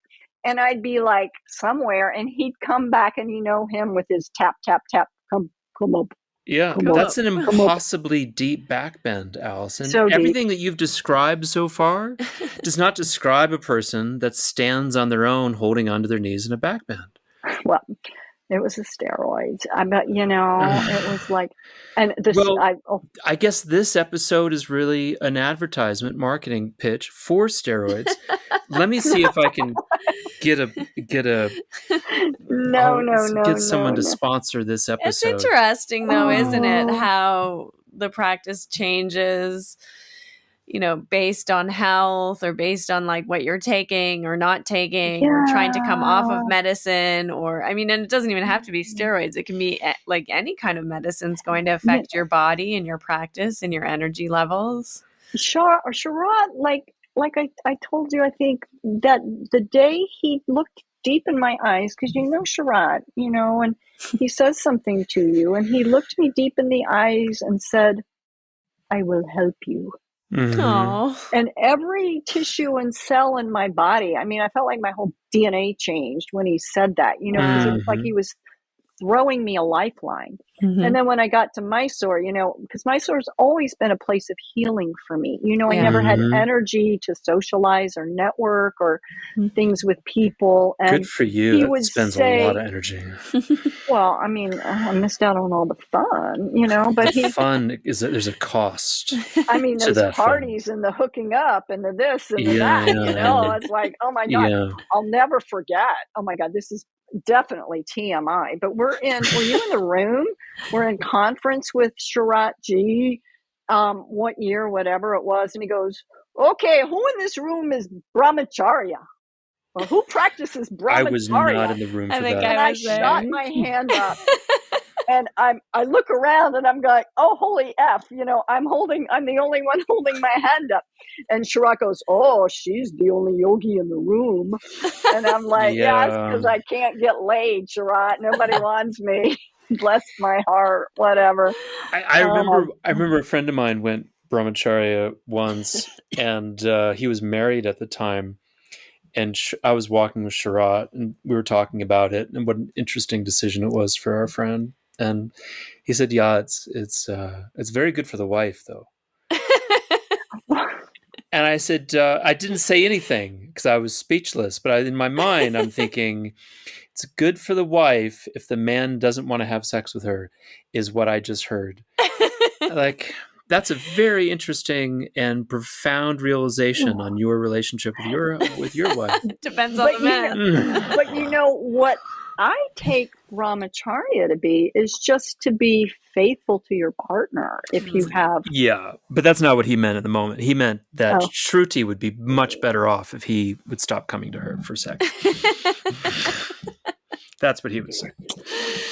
Yeah, let's all make the cross on our chest. Are you Catholic? Were you raised Catholic? Yes, you went to Catholic school. Are you Jewish? I didn't hear that part. No, I grew up Catholic. I make the sign of the cross, kind of. That's like a whole section of our conversation. And she was talking about being Catholic? Yes. Really? Oh, yes. I gave it up. She gave it up. But her sister still goes to church. Yeah. No, anyway, I was so focused on the foreign service thing. Oh my God! Oh, I know, because it related to you and your story. Yes. I'm Alyson's got you pinned. Waiting for an opportunity to talk about myself. Yeah, and I just gloss over the other stuff. In fact, though, I think you and I have had this conversation. I don't know. Probably. Stover. So what's ahead for you, Alyson? Do you think that the practice is, do you feel like it's getting better? Is it sustaining you in your health? Is it mentally balancing? What's going on? It's a work in progress. What I found, though, even when I was going through the steroid withdrawal, there were a number of years when I was living in Los Angeles when I was on disability. I've been on state disability a number of times.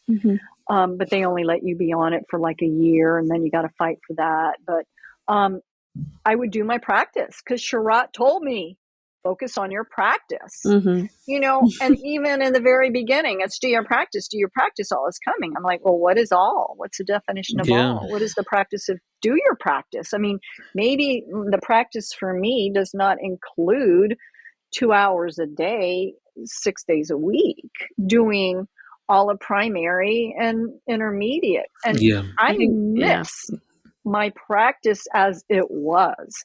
Yeah. So what I'm learning now is how to do a practice that sustains me, how to incorporate other poses in. And I mean, I had a homeopathic doctor. I mean, back in 2003, I'm reaching out to everybody. I'm reaching out to a man that was vegan for 30 years to ask him, about my condition. I'm reaching out to a homeopathic doctor that thought it was mercury toxicity. I'm reaching out to medical, second opinions. How did I, because I'm always about cause and effect. How did I cause this thing to happen to me? And then I have this tumor. I'm like, how did I create this tumor? Did I create this tumor because I had a nutritionist in the 90s telling me I wasn't fueling my body properly, and I needed to be eating beans and rice 3 times a week. And then I had my first endocrinologist who gave me thyroid medication to give me a boost. And he's like, you can get off it at any time. And when I tried to get off it, I couldn't. And I'm still on thyroid medication 22 years later.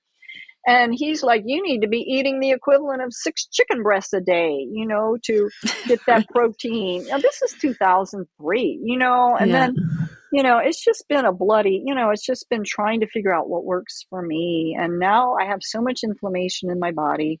And I left my endocrinologist because the way healthcare is in the United States these days. And now I'm on Medicare, and he's charging me $700 a year to take my Medicare and process it. How can I get rid of him? I mean, he's put me on disability. He found my tumor. We have the diagnosis now. And then he raised it to $1,500. And I'm like, I can't afford that, Right. And so right now, I mean, he has been my, Chuck was my rock in Ashtanga. Then my doctor was my rock. Sharat was my rock, they keep me going, And now I feel like, that saying, when the student's ready, the teacher appears. Yeah. Well, I like the phrase that's, when the student is ready, the teacher disappears. Yeah, I like that too. Right? That's nice. I think that's true also. That's a good one. Yeah. But right now there are parts of me that, I got my self practice going, and it was going, and then I would take practice with Sharat, and, I mean, I'd go off camera, and I have this invertibod that I hang by my knees for my scoliosis, Oh, Yeah, good. nice. and it's perfect for Uttita Hasta Padangustasana and Ardha Baddha Padangustasana. It's perfect. And because I remember when I was in Mysore, because I was there for my 10th trip, January 2020, assisting Sharat. I think I mentioned in 2015, when I had just gotten off the steroids, I went to Mysore and I was with Saraswati, because then they implemented you got to apply 3 months in advance. Yeah, well, that thing. I don't know I can't commit to what I'm doing tomorrow, let alone 3 months in advance. Right. And Saraswati was like, you come anytime. And so she let me come. And who do I run into the first day? Sure. And he's like, Alyson, who are you practicing with? Yeah. And I'm like, That took our community a little while to figure out, is that that the family members like Manju, Sharat, Saraswati, and Guruji were in competition with each other for students. When majority of us thought that we were practicing with the Joyce family, and then it was a rude awakening to understand, this particular individual owns me. Like, that was a shock. It's a shock to discover that. Like, well, I'm just helping out your mom. I can't just help out your mom.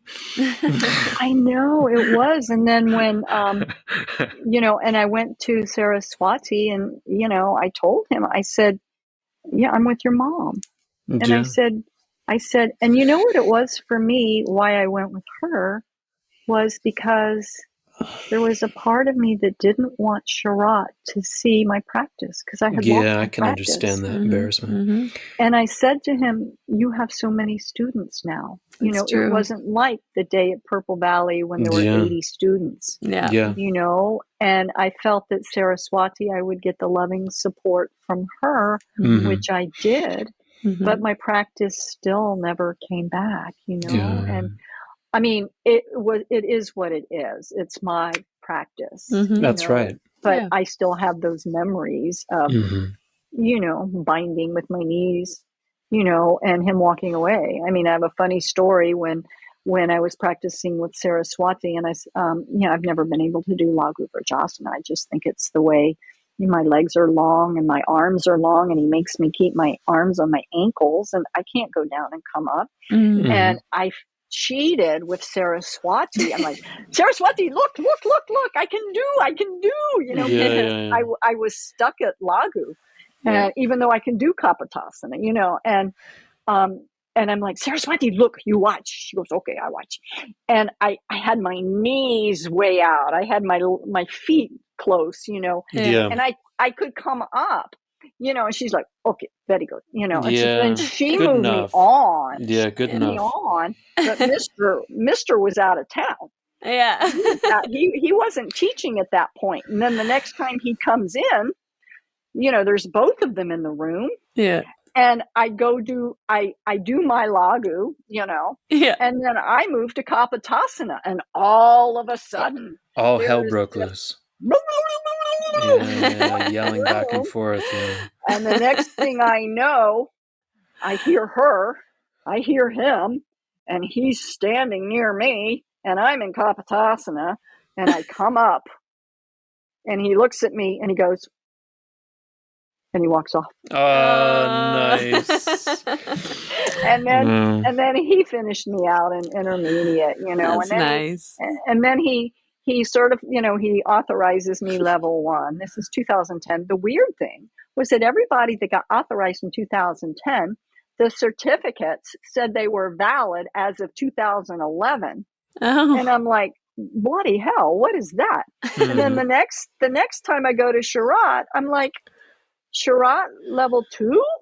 Because I'm home now. There's folks going to Mysore that have been practicing 5 years. Mm-hmm. He's authorizing them level 2. They can't get beyond Kapotasana. Yeah. And I'm like, I feel so bad because now these people are boasting, oh, I'm level 2, you're level 1. There's some inconsistencies, Alyson. Rot. And I've gotten over it. But, I did say to him I'm like, Sharat level 2? And he's like, I told you when you finish intermediate. And I'm like, yeah, well, you finished me in intermediate like last year, but I'm not going to say that to him. Yeah. So no, he does respond to pressure, is what I've learned. If you do pressure him, he will bend, is what I've discovered in my life. Yeah, I think that's why he authorized me, because I'm like, authorization? Yeah. He's like, I told you. Okay, whatever. Bless your heart. I love you. I mean, I will always love you, whatever. And thank you for getting me through that difficult period, Yeah. One day when we all went to lunch, it was when he was in LA, and I'm like, oh, I got to sit next to Sharat, I got to be right next to Sharat. I understand that feeling, yeah. I'm the student, and he's like, how is your health? And I said, thank you for asking. And he laughed.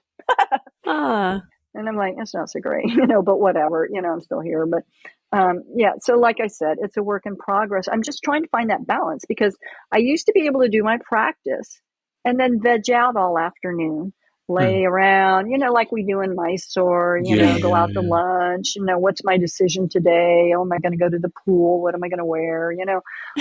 But it's like I found when I came back, and now, in 2000, my mom died in 2014, and she's like, get a job. And I got a job for about 2 years, but it almost killed me. I went back out on disability, and that's the time of the tumor and getting off the steroids and stuff. But it's like, I want to work, but I can't, working a job, like an acting job is like, there's a lot involved. I don't have to, I can't wear myself out, because I find it, even if I do a full primary, I'm toast. I can't, I don't even want to leave the house. Yeah. Don't do a full primary. But it's amazing that you're out there getting gigs. Like, you're finishing projects. I know there's secret projects you can't talk about, but you're actually out there working. I think that's you're getting secret projects. That's amazing. And I think, like you said, even if it's just sun salutations, like that's a practice. I think we have to reframe what it is to practice. Don't do full primary. It doesn't have to be full primary. Well, one thing that I didn't finish that thought was when I mentioned a homeopathic doctor years ago that I had. He would say, gauge, okay, see how you feel 2 hours after you practice. Right. And if you're exhausted, you need to cut it back. Yeah. So I'm kind of still looking for that sweet spot of doing a practice, you know. And now, like I said, I mean, I can barely do chakrasanas. I can't even jump back. I'm crawling back, you know, and I'm like, that's okay. It is okay. That is okay, you know. But there's still that part of me that longs to get into the room like we used to. Sure, and feel that competition, you know. But that's the thing. It's like I used to, when I was a young man, I used to be able to dunk a basketball. I'm a 5'8" white person, and I could dunk a basketball. That is a very long time ago. And if I could learn how to do that again, it'd be amazing. But it's like, it's not, the thing is just to find balance in your life, you know? Practice. All is coming, including poverty and age and death. groundedness to the ground, you know? I agree. It's sort of this funny space sometimes where you look back and you can remember how things felt and how it felt easy at the time, or at least that's your memory of it, right? Yeah. But I also think back to those days, especially in Mysore, where you're really like, you know, laying it all out on the yoga mat in the morning, and how, like you said, your whole day is in support of that 2-hour practice in the morning. You get to come home and take a nap, and then you're going to go out for a little breakfast, and then you're probably going to come home and take another nap, and then you're going to go out for maybe a little lunch and a cuddle. yeah.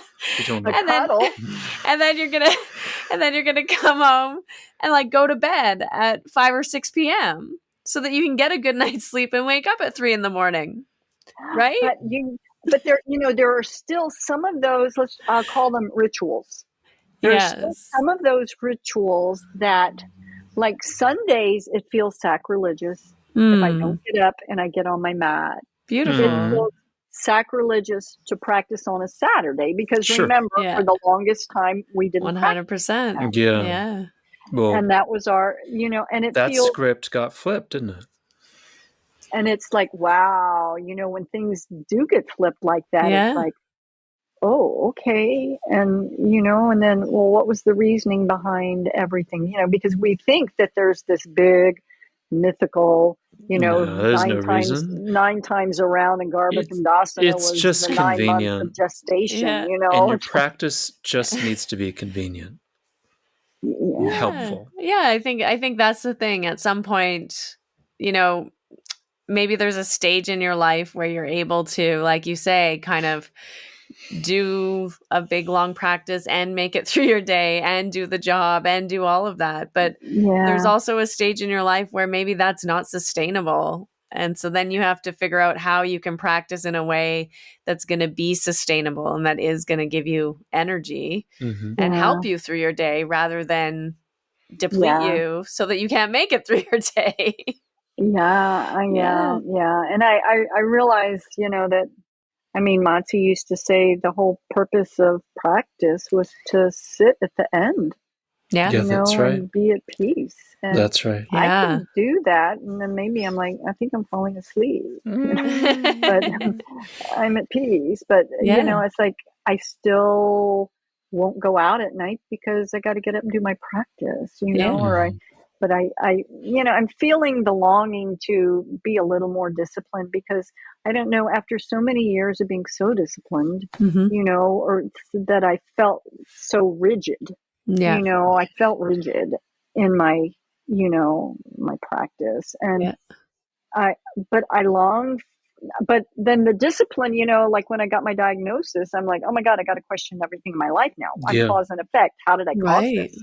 You know, and I'm like, what did I do to create this tumor? What did I, you know, and like the doctor that told me I would never recover is like, you know, Alyson, sometimes people just get sick, you know, and here's an antidepressant. And I'm like, bye boy. Okay. So, you know, but it's like, I do long for going to bed and I still wake up I'm the worst sleeper in the world. You know, I'll pass out. It's like, okay, I have 5 minutes left. I have to take my liquid multi-minerals and I have to take my magnesium and I have to brush my teeth.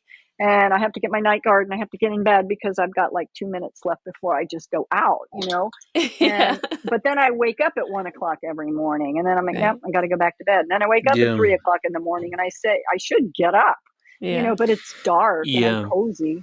It does sound like that cortisol is firing at random times, and cortisol is what wakes us up when it does. Yeah, but anyway, so I am on a new course without my endocrinologist, who is and I do miss Sharat deeply. I'll probably maybe I'll tune into his lead class when he's in Miami just to hear the sound of his voice. And I record it. I know that's a no-no, but whatever. I paid my $20. Think there are any no-nos. I think it's fine. I think as long as it's for personal use and not public distribution, it's fine. I listen to him, and I can't keep up with that count because it's so slow, and I'm like, but then there will be poses where, it's 4, 5, and I'm like, oh, I meant that in this pose, and I can catch up to him at some point, or he catches up to me in the back bends when I'm like taking a million breaths to do chakras.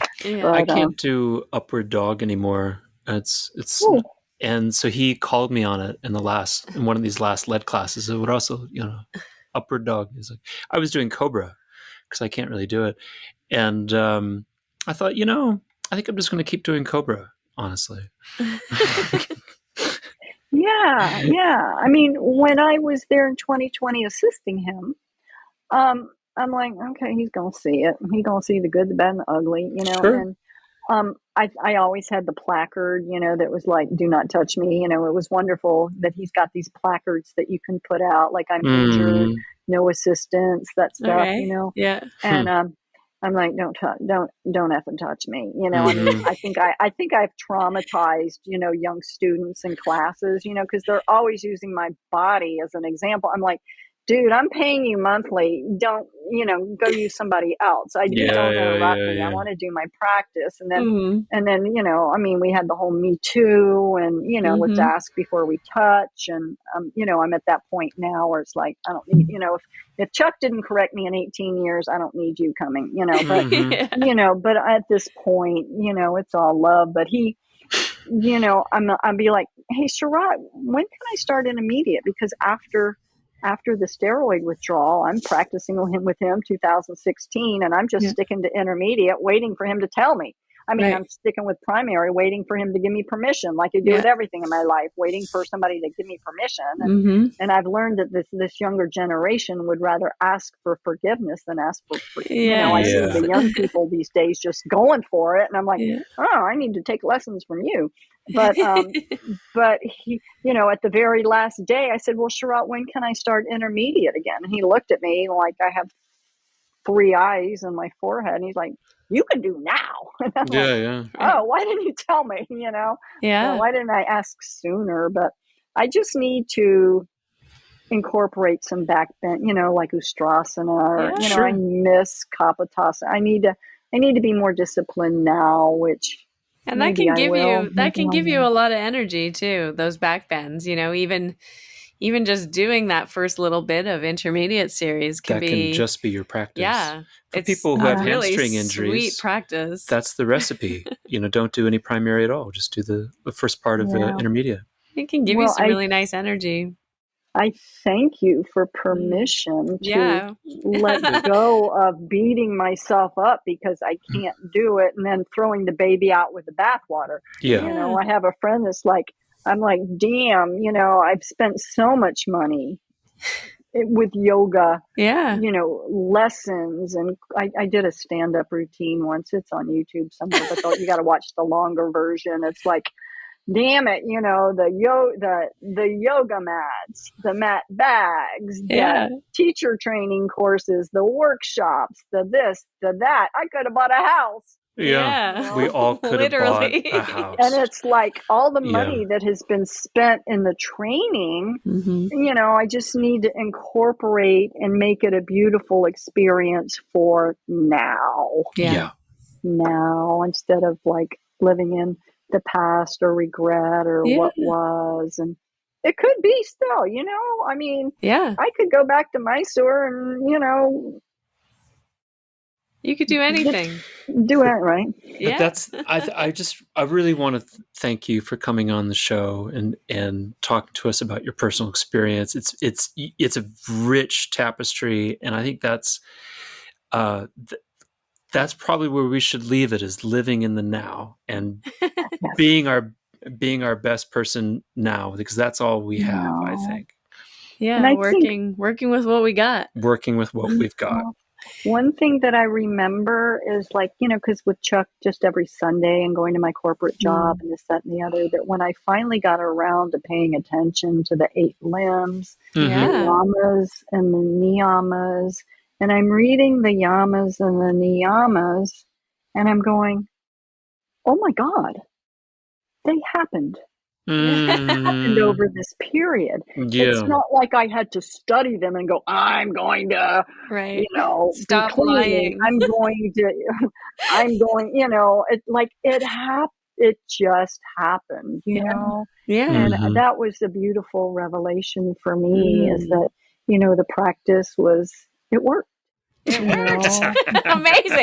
I mean, I think that's a beautiful takeaway too, right? Like, we do so much discipline and so much tapas to start to burn out those impurities, but once they're burned out, maybe you don't need such a strong tapas so much anymore, right? Maybe it's I could be a little softer, and I can approach this a little differently now, and like Madi said, if at the end of your practice it's about being able to sit and focus your mind and feel peace and focus on the breath. I mean, who says that you have to do that at the end of an hour and a half or 2 hours? Maybe that can happen. Maybe you can just sit down and do it. Yes. I need to work on my sweet vocabulary. Speaking like a yogi, with a kind voice. I think you have a very kind voice. You can just be you. Bless you. And thank you for being you. Thank you, guys. Thank you. Yeah. And so I'm sure people will find you along the road, along the path, especially if they're in LA or in Mysore. Do you still? Where could people find you if they wanted to work with you? Alyson Stover at gmail.com. Don't get any easier than that. You just need to know how to spell my name. ALYSON. Well, we will put that in the show notes. And your Instagram. It's always fun to follow you. So that people can find you if they want to work with you. Bless you guys. You're so sweet. I miss you. Well, we all just miss hanging out at the chai stand, and we miss hanging out after yoga. And this is what this really feels like for us is everybody's had a good practice, and now we're just going to hang out and chat. So thank you for doing that with us. Thank you for asking me, and thank you for giving me the support to keep on and to find that sweet spot. Yes. Find the sweet spot. That's a title if I ever heard one. Me too. I think so.